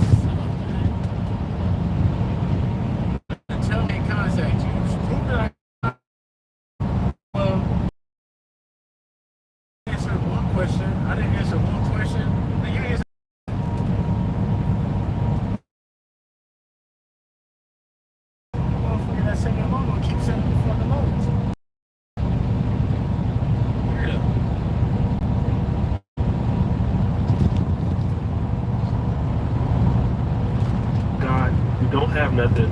Broke, dusty, unmotivated. Okay? That's kind of how it always works. And it works like that for everybody in the industry, including ladies who have an opportunity. Christian Rock has a lot of opportunity. Currently, Blueface is in jail. All of a sudden, Christian Rock is talking about child. So now everything for Morgan State Fair. Now, you guys don't know Morgan State is in the city of Baltimore and Christian is from Baltimore. But what is Titan Newton in comparison to Blueface? Well, I can see if Titan Newton was on the Duke University Blue Devils or University of Houston or University of Florida. I can understand it. But what did Titan Newton average last year as far as points? Well, let's check it out. According to ESPN, he played in 13 games last year. He averaged a whopping 1.4 points a game. 1.4 points a game. I'm 44 years old, damn near. I probably can average 1.4 points a game. So it's not like she did something that was so great and everything like that. She ended up. You guys be seeing this story before. Look at Amber Rose. Amber Rose, who is historically more attractive. Now, we all know that a lot of these guys are not perfect, but 2003, 2004, 2005, she had Kanye West. Then from there it was Khalifa. Then after that, 21 Savage. Then after that, Alexander Edwards. Then after that, O'Shea Duke Jackson. Talk about a way to fall off, and it's so bad now that Amber Rose is a conservative trying to rebrand herself. Because the reality is that nobody wants to deal with Amber Rose. Yeah, it's fine that she looks good and she still does have some cheeks out there, but she's just too hard to deal with. And could I be honest? Christian Rock is 25 years old and Amber Rose is in her 40s. And Christian Rock is so hood that nobody in the industry wants to deal with her. And you know what that means? That means she's going to the Keke Palmer route. She's going the Drea Michelle route. She's going to look for a younger guy who don't even have anything because nobody her own age wants her. So if you're a young guy and you're sitting the bench at Morgan State averaging 1.4 points a game, well, you're never going to play anyway. So this is a good opportunity for you to get some shine since you can't get no shine on the basketball court. But if she couldn't respect Blueface, who got a lot more money and fame, then how in the hell is she going to respect Titan Newton? You see, she already showed that she was abusive. She already showed that she was a crash out. And not only did she show her female fans this, she showed all the people this. That's right. It's a lot of dudes who watch Christian Rock, and she's not ugly by any means. But the reality is that when you see somebody acting like that and you got money, you're like, hell no. No. Hell no. Nobody want to put up with that. And so Christian Rock at 25, who's supposed to be in the prime of her life, has already hit the wall. You're 25, you're a crash out, you're a single mom, you already let Blueface clap, you let Ronnie clap, you almost let O'Shea. Stop the shot. I'm joking. I don't want to get sued for defamation. You did not ever met her before. I'm joking. Please don't sue me, bro. But it's all bad. And it's going down here. And the person that I blame for all of this, Rock, here's what you never do. Never them. You don't put them onto a platform to recognize because really she shouldn't be there in the first place. I understand, that sometimes guys are going to go ahead on and have a side chick thing and there's going to be some claptastic there. You're going to enroll her over at Clapathon Technical University. She's going to be at Clap City Community College. I get it. But sometimes the chicks be so good, you elevate them when they shouldn't be elevated. And what happens when you elevate them? Well, then now they're in the same arena as you and your colleagues, and they shouldn't be there. I mean, look at Xavier Worthy. He should have never elevated Tia Jones, but he did. While she was over there going to the Chiefs games and getting familiar and getting connections, somebody else was connecting her from the back in his nice-ass house while he's out there catching touchdowns from Patrick Mahomes. And the dude who was doing it was probably bringing weed by and hella blunts, hella empty cups filled with Hennessy and Coke, and I bet you she was paying for it. So, again, why are you elevating them when the dude that's taking care of them could be clapping their cheeks? Again, this is what dudes don't get. Stop elevating these chicks that don't need if you're gonna have clap sessions with somebody, then to make it clap sessions. Don't like them. Don't make them your main girl. Don't do any of that stuff, because if you do, you're gonna elevate her, which is nothing. Look at that. Who did she end up with? She went back and ended up with Kenneth Petty, a dude who could barely read and write, who got hella charges. What was the point of getting rich if you're going to be getting clapped up having kids by a guy like that? Same thing with Keke Palmer. All the opportunities in the world, you look good and you're fine, but you got a struggle attitude. You end up with Darius Jackson, a dude who don't have no damn money. What was the point in being famous? Christian Rock went from Blueface to other opportunities to dating a dude who barely plays at Morgan State, who's probably 20 years old. What is the point of being famous? You could have stayed in the hood for that. I'm telling you guys right now, stop elevating them. So guys, what do you think it should play? Oh, Shay Duke Jackson. Back at it again. With another episode of The Select John. Usually for all the you heard the bell. We're out.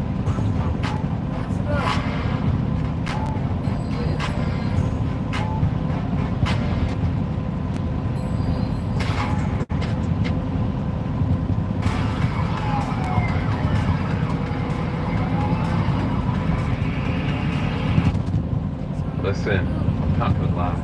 This does not look good. This doesn't look good at all. Not for the state, not for the prosecutors. Let me tell you why. If you caught my previous video, I gave you a brief summary breakdown of what it might look like based on the information provided by Luigi's attorney, Tom Dickey. Now listen, you guys brought to my attention some interesting facts. Tom Dickey actually submitted a document to the judge basically saying, listen, I want to suppress this evidence. Why? Because my client's Fourth Amendment rights were violated. He was arrested unlawfully, he was searched unlawfully, and now we have the actual breakdowns on this affidavit that was provided by the attorney. Now, I'm gonna be honest, you guys, if this is accurate, this case looks like it's gonna be over before it even hits trial. We're talking about the possibility of evidence being tossed out, dismissed, suppressed. Why? Because the officers may have violated his rights. Now let's talk about it, because all this hinges on the ID. And so let me first shout out one of our followers and subscribers here who brought this to my attention. This is Troubled Ocean. Thank you so much for this post. You guys, listen, I do this for a living as an expert witness, previously as an officer, as an investigator. I love diving into these details, but this case right here, there's so many intricate parts we're talking about on a chest level, okay? Some of these things are conspiracy based, but a lot of these things are unfolding, and some things are too good to be true. It's too convenient that this is going to work out possibly in Luigi's favor. One thing I have to add, you guys, is that a lot of people, even from the law enforcement side and investigators, are already claiming that they found the suspect, that he is truly the person who committed the murder, and that he is guilty before the court of law. They are making these statements, and the media will always caution everybody innocent until proven guilty. You guys, what did the officer say? One of the biggest things about this that I noticed is that the officer they're claiming is a rookie officer, 6 months on the job in Altoona, Pennsylvania. And what does he say? He gets in the media and he's talking about that initial contact, getting a well-rounded perspective of the state of mind of the officer before he made contact with Luigi is crucial for this case, and I'm going to explain to you why. You guys follow me with this one, all right? If you go into a situation and you already have it in your mind that this person is the person, the suspect from New York, the violent suspect who murdered the CEO, if this is him, I have to conduct myself a certain way. I forget my basic training. I forget the rule of law. I forget people's constitutional rights still have to be followed, even though you're excited. To me, after reading what the attorney put out in regards to why he wants to suppress the evidence, to me it sounds like the officers got a little overzealous. They got ahead of themselves. They got too excited. They allowed the adrenaline, the excitement to take charge, to override common sense, to supersede law. Because here's where they went wrong. If I'm reading this correctly, if you guys haven't seen it, I'm gonna do a full breakdown of the document that Dickey presented to the judge saying, I want to suppress this.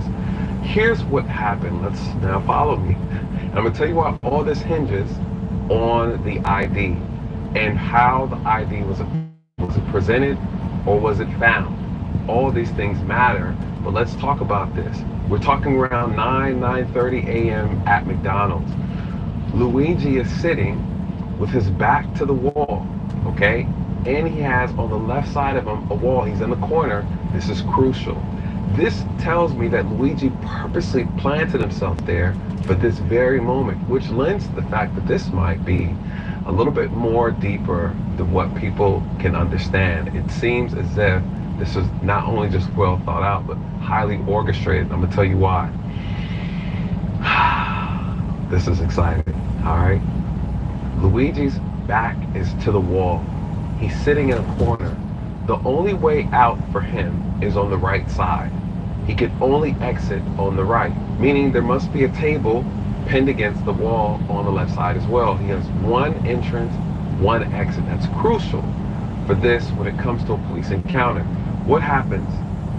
A patron comes in, an elderly male at that. Let that be known, okay? That's gonna be, I gotta cover that in another video. An elderly man comes in. Luigi's face is covered. He's wearing a hat. He's not matching the description of the actual wanted suspect or the suspect in question from New York. Remember, at the time, you guys, it's only been maybe 6-7 days since the incident happened, okay? The suspect has been at large for approximately 7 days. That's important. The only photos that were released by the media were the ones from the cab, or the ones from inside the hostel, and then the ones from the actual encounter. All images wearing different outfits, okay? Different jackets, different hats, hoodies, book bags. Listen, before we dive into that, if you're new to the channel, welcome. Those who were here before, welcome back. You guys subscribe to this channel if you like this type of content and like the video. It goes a long ways. The suspect appeared, different body sizes, the face, bone structure, eyes, and even the eyebrows don't look the same, the jawline. When you're really analyzing from different viewpoints, these photos do not all look the same. A lot can be brought in question. So here we are, Luigi sitting down. He's wearing a brown, appears to be brown or orange hat. He has on the medical mask and he has on a jacket, and he is eating food. An old man comes in, says he recognizes him. Bless his heart, the old man must have 20/20 vision. He then makes this known to the McDonald's employee. The McDonald's employee, I don't know if he took a look, but we know he made a phone call to 911. The police show up, 2 officers show up at the scene. What did the rookie officer say? Don't wait in line. Beat the deadline with tax experts by your side. Get matched with an expert who can file your taxes as soon as today. The IRS deadline is April 15th. Hand up your taxes to an expert today. Rookie officer say? So whenever we got on scene there, we were able to pretty much find where he was at in the restaurant. And as soon as he was wearing a blue medical mask. As soon as we pulled that down, or we asked him to pull it down, my partner and I recognized him immediately, just from what we saw in the media with photos, videos. We just didn't even think twice about it. We knew that was our guy, but he was very cooperative with us. Didn't really give us too many issues. Once we found out his identity, we took it from there. How did it feel after 6 months on the job as a law enforcement being part of I can't say I was expecting it by any means, but it feels good to get a guy like that off the street, especially starting my career this way. It feels great. He immediately states that, listen, when me and my partner showed up, I immediately recognized him from the suspect from New York. At that moment, you guys, as an officer, a lot of things happen, especially if you don't have the experience. The adrenaline kicks in. You lose all sense of understanding. Common sense goes out the window. You forget about police policy. You forget about procedure. You forget about constitutional law. And if you're not careful, you find yourself jumping to conclusions. You find yourself acting out of order, and that can cost you the case. That can cost you evidence. We have this concept called the fruit of the poisonous trees. When you eat from that fruit, you guys, everything from that fruit becomes tainted. The fruit is anything that you do unlawfully, legally in that moment, and you obtain anything after, becomes inadmissible in court and could possibly be thrown out. In this case, what we're looking at, was Luigi's Fourth Amendment violated? Let's talk about it. What does the Fourth Amendment say? You are free from any unlawful searches and seizures of your person and your papers. What are your papers, guys? Your papers are your ID. All right, your paper is your ID. People just can't take your name and run it without justification, without evidence, without probable cause. You have to have probable cause. So, what are we looking at? Did Luigi commit a crime? Was he in the process of committing a crime? Would the average officer, average person think that a crime was being committed? This is what's needed. These are the elements that are needed to look at whether or not you have the right to take the ID, demand the ID, make demands, and state that you are investigating a crime or that a crime has occurred and that's why you're here. Why were they here? A suspicious person. The McDonald's worker calls and say, hey, listen, I think this guy looks like the guy that's been plastered on TV. Okay, police show up, 2 officers. The first thing that they do, according to the document, according to his attorney, he said that they posted themselves in a position blocking the exit out of the table where Luigi was sitting. But then what the officer said? The officer said, hey, when we showed up, we told him to lower his mask. That's a command. Now, the officers are responding to a suspicious person. That's not a crime. A suspicious person, the best you can do is you can inquire and ask questions. You guys, this is considered a consensual encounter. There is no evidence of a crime. And at the time this actually happened in New York, they had no information suggesting that the individual that they believed to be Luigi was actually the shooter at the time or alleged suspect. They claim he's a person of interest. The person from the hospital is a person of interest. He wasn't wanted. Okay, so here's the other problem. If the officers are responding like this person is in fact the suspect, the criminal, their attitude and the way they conduct their investigation is going to reflect their perception of the individual they're making contact with. This is a problem because you still have to be careful. You have to go in and assuming that this person is not the person. That's how you actually investigate. That's how I did it. But it doesn't mean that you lower your guard. It doesn't mean that you don't take precaution. It just means that you have to be careful and understand that this person still has rights. Now let's break it down. They show up, they post up. The attorney says that they were in arm reach of Luigi, meaning that they were in physical control. They could still physically control him by reaching out. This puts the person in the mindset that, the officers are so close to me. They're asking me these questions. These questions or these statements sound like commands. This doesn't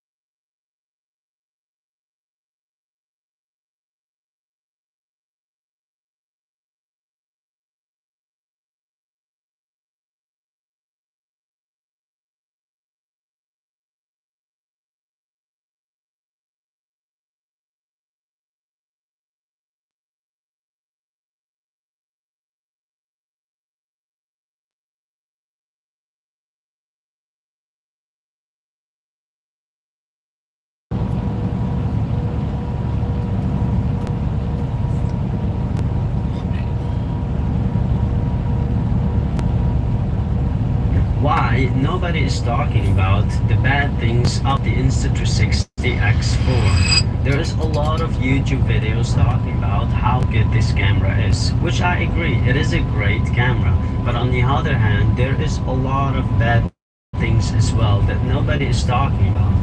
In this video, I'm going to share my frustration using the Insta360 X4 and the bad things about this camera.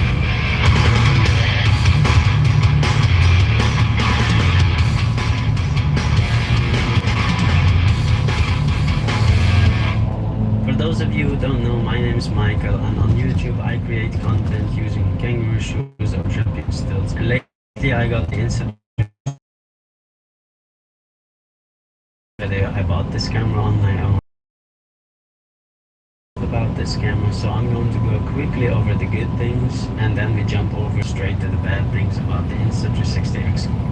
First thing first, the stabilizer. I am really blown of how good the stabilizer in this camera is. I've tested myself the GoPro and DJI action cameras, and no doubt the Insta360 X4 has one of the best stabilizer of all action cameras. And if you take a look at me jumping around with my stilts with this camera on my head, you will never think that this footage will come out yet clean. The camera stabilizer is actually insane. I've never seen anything like it, and the footage look afterwards so smooth. You can never tell that there's somebody jumping or running around like this and the footage look like this. Like, there is no way. Number 2, 360 degree. The fact that this camera has 2 lenses so it can shoot 360 degree all at once is perfect. All you have to do in the moment of action to press record, and then you can reframe and worry about the rest later. Because you can choose wherever you want to point the camera at, you can choose whatever frame or angle you want later on in post-production. Number 3, the resolution. This camera can shoot 8K 30 frames per second, also it can shoot 5.7K 60 frames per second. I myself use 5.7K because it has 60 frames per second, 8K does not have 60 frames per second. I use 60 frames per second because then later on I do slow motion and I don't have the motion blur on people's faces when I want to zoom in and focus on somebody's face expression on me doing some crazy stuff together to get a full wide image. There are multiple stitching tools that you can use, but for me AI stitching works the best. Number 5, connecting the camera to the laptop or PC. It is very easy to connect the Insta360 X4 to the laptop or PC and work straight away on your file without downloading the file. Number 6 is the app. The Insta360 app is very easy to use. Once I connect my phone to the app, I can work on my files even if they are 8K or 5K, it doesn't matter. There's a proxy mode that you can choose and you will have no problem at all to edit your file and export and do all of that. It's very easy, it's very simple, and it's very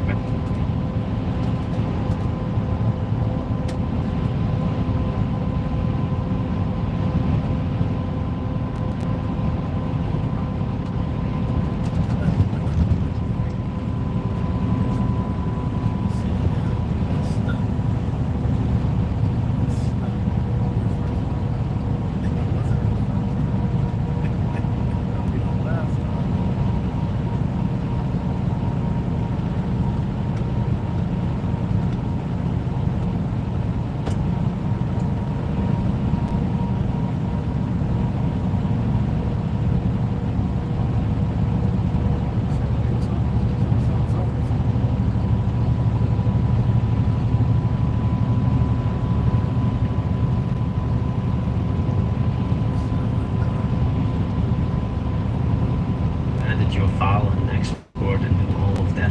It's very easy, it's very simple, and it's very smooth. Number 7 is reframing. The best thing is that I can use the same footage for YouTube and as well for Instagram Reel. So I can shoot in 360 mode and later on I can post a YouTube video. From the same video I can post Reel and have no problems because I can crop the same file in YouTube format with Instagram Reel with no cropping problems and no blur and no noisy footage. It's great looking footage. Number 8, my favorite feature in the app is using the stats of the GPS or the app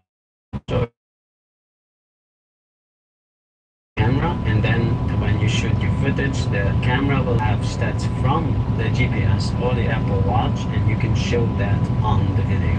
So for me, I use mostly the speed, the distance. When I run every day, I create a small time lapse from this video and I put the stats on it to show the track that I run and also the kilometer that I run, like the distance. Number 9, the colors in the camera. The colors in the camera are so great, and there's also feature that you can choose, like the vivid effect color that you can add on your footage. You can use straight in the camera and also later on in the app. You can also adjust the colors and play with the effects, and you always have the best and perfect, nice looking footage. Now let's talk about the accessories. The lens guard are very, very, very important, because no matter how you put the camera, it's always gonna land on the lens, because the lens are actually outside of the camera itself.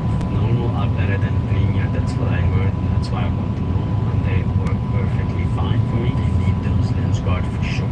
The utility frame. As you can see, my camera has the utility frame, and I bought it because I want to attach the camera as a GoPro and also be able to protect the camera around, because I figured later on that was so important that I bought this one. It's very important that neither the sides of the camera touch anything around, because the camera is always laying on the table or sometimes with my helmet laying on the wall. Okay, now that we are done with the good things about this camera, there's also so many good features, but these are the ones that I like most. Now let's talk about the bad things about this camera, and here where my frustration starts. Number 1 is the GPS. When I first bought the camera the first day, I had a great experience with it, the second day as well, but the third day my GPS started bugging and lagging. The remote has a GPS tracker and it sends the data to the camera and it tells the camera the distance, the route, the height, all of those, the stats basically that you can put on the video. I lost all of those data for a few days, and it was so frustrating because I'm running without a GPS and I'm using the remote GPS, and half of my footage had data on it from the GPS and the other half had no data, or the first 2 minutes of the video that I shoot had data from the GPS, the other 8 minutes has no data. It's like a whole mess around the GPS. So I contact customer support. It's been a week or a week and a half since I uploaded this video, and I haven't heard anything about how to fix this problem. So most likely I will return the GPS and try to get another one, because maybe this unit is actually broken. I have no idea, but it's been bugging and doing a lot of problems since the day I bought it. So imagine just filming for 10 minutes and then have 2 minutes of data or 8 minutes of data, and 2 minutes of the data are not there. So it's very frustrating and it's very sad to see that. That is about the GPS. Number 2, let's talk about motion blur. Using the app motion blur, every time I try to add motion blur on a small video or on a long video, it never works for me. So the app has no motion blur, or it has motion blur. I have no idea if somebody else is struggling with this problem, but every time I try to add the motion blur feature to my footage and export it, after exporting the video has no motion blur, but inside the app I can see the motion blur on the video. They're added on the video, but when I export it, they're not on the video. It's crazy and so weird, but this is the way it is. Number 3 is export. Export is really a headache. So what I do, I usually use a 10-minute video and then I shrink it down with the speed, using speed, make it like 20, 30, 40 seconds, and then I export the footage. And after I do that, I export. The export time is around 20 to 25 minutes. That's insane. I'm just getting a 20 or 30 second video of 50 megabytes or 30 megabytes, and it takes about 20 to 25 minutes to export the small footage. Anyway, I tried also downloading this video to the app and try again.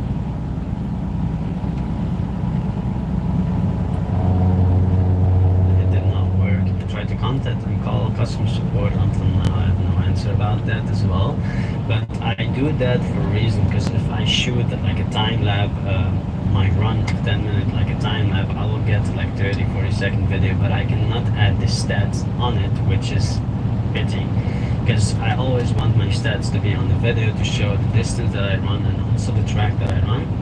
I cannot do that if I do a fast video of 20 seconds. I need to film like a 10-minute video and speed it up to make it small, and then export it and wait every single day 10 to 25 minutes. That's crazy. I'm gonna say some bad words. And wait every day 25 minutes to export video of 30-40 megabytes. And the frustration on top of that, I cannot use my phone at all. So when I'm exporting the video, my phone has to be waiting for the export to finish.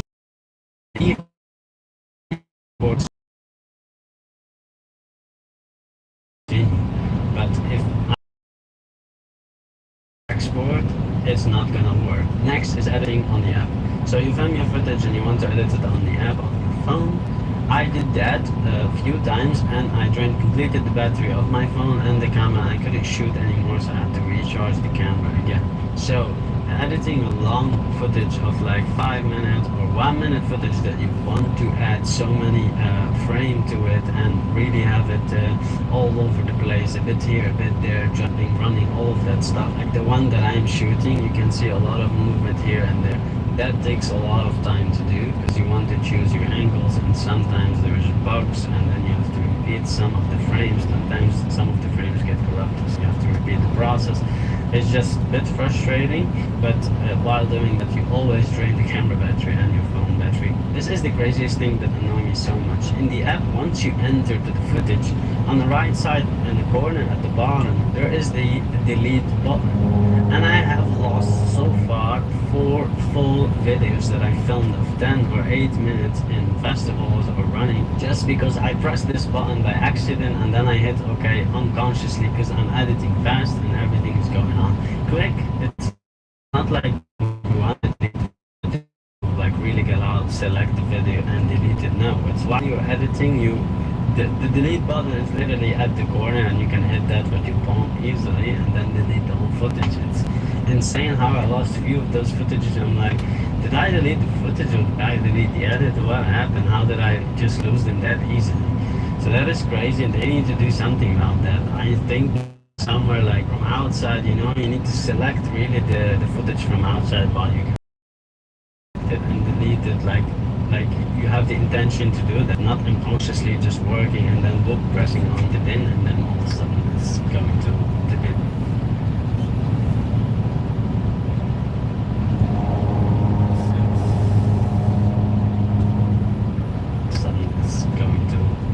Next is the text. There is no text feature in the app, so you have to do that on another app, and that's what I do always. I finish the video, I then back on CapCut, Premiere Pro, and then edit it again. In the app, there's 3 modes to edit the video. There is the Pro mode, there is Auto mode, and there is AI mode. As I remember, the AI mode is useless. I never used it. I tried it a few times. It just makes this, to be honest, a stupid, useless footage because it never points or really nice shots of the scene. It's choosing different part of the scene and then combining them together and choose shots that are so relevant. Anyway, I never use the AI because I don't like it. This is what they promote the most about it, and I tried it a few times. You know, it's just like a fantasy that never works. You can use your phone, move around. It's really nice. It's really helpful, but it also doesn't work really well because you have to move with your hand or using your thumb with it, like small joysticks on the screen. But you also have to zoom in and zoom out, and the zoom in and zoom out feature is never smooth. So I tried it when you film around and then you zoom in, the zoom is never like smooth zoom in. It's like whoop, all of a sudden yeah, it feels like you're filming with a phone, and the zoom in button is not as smooth as it's supposed to be. So Pro is always the best for me and it's the best feature to use because when you zoom in or zoom out from the Pro between frame, they zoom in, zoom out smoothly, and all the footage looks so much nicer and so much professional. Now I'm going to talk about the bad things about the accessories, then I'm going to talk about the bad things of the camera itself.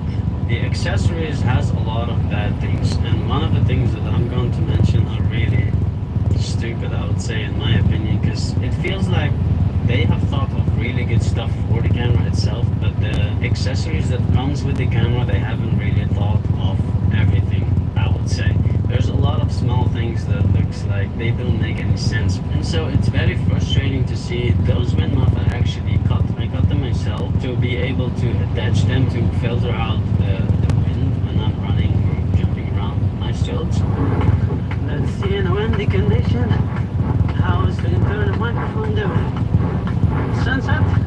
And that is a bit annoying because they didn't really think of the small things, even though everything you buy from Insta360X4 as accessories, they're really expensive. For example, this utility frame is 70 euro, like in Europe.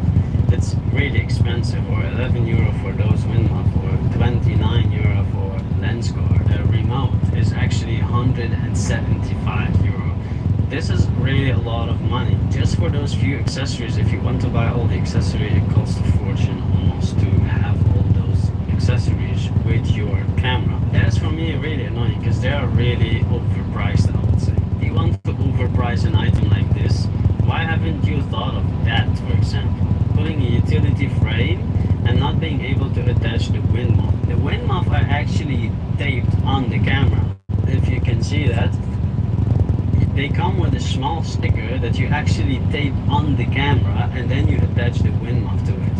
How cheap is that? This is like very, very cheap, I would say, and also they didn't think of it in a nice way, you know? I didn't pay 550 euro for a camera so I can glue a sticker to it to attach the wind muff. That is really cheap. When you get the camera, I take it out of the box, it looks very nice, it looks very premium product, but then you get those accessories with it and I'm like, what is going on? This lens cap right here, as you can see, it is made of kind of silicone, and then you put it on top of the camera. It is actually silicone inside, outside. So basically, when you look at the camera, it is never clean after putting the silicone on it. You have to clean it every time you put the silicone cover on it. Every time you take it off to film, you have to clean. It's one of the biggest problem because the lens are actually out and the lens guard is even more out. You're always gonna touch them with your hand. Whatever you do, you're gonna touch it unconsciously with your hand. So I'm always anxious not to touch those because I have to clean them again all the time. Once I tried to attach the lens guard to the camera, I was really shocked because the lens guard themselves move a little bit on top. Like if you move a little bit, they actually move. And it's so weird for me because it's a premium product and you really didn't think of those small things. Like the lens guard can move, dirt can go under. This is a waterproof product, but if I have the lens guard and I'm by the lake and I want to film a nice shot, I have to remove the lens guard and then shoot the shot and put back the lens guard because I can never shoot a shot with the water, with the lens guard on, because the water can go in between the lens guard and then the water gets stuck under the lens guard. Often that I see dirt and sand inside of my lens guard in between. So I clean it from outside and I still see that the footage still have dirt on it. And it doesn't make any sense why there is no like rubber or silicone that will block the dirt or the water from going inside. Now let's talk about the bad things in the camera itself. So I shoot in a lot of mode like auto and pro, but mostly I use auto mode and the camera is doing a great job in auto mode. But the bad thing is when you shoot in sunset, if you don't shoot in manual mode, you always get a low light footage. For example, I shot the last time run around sunset time. It was not really that sunset, like I could still see the sun, I would say, setting. But the footage that came out of the Insta360X4 was even more darker than it actually is. So I was looking outside and looking at the footage and I'm like, this is not that much darker outside. And the Insta360X4 footage was much more darker on auto mode. In low light the camera is not good at all. Very noisy footage, it's not great. Next is the 8K feature. It's very annoying that 8K can only shoot with 30 frames per second and not 60 frames per second. And for me, I can never use that feature. So I have a camera that shoots 8K, but I only use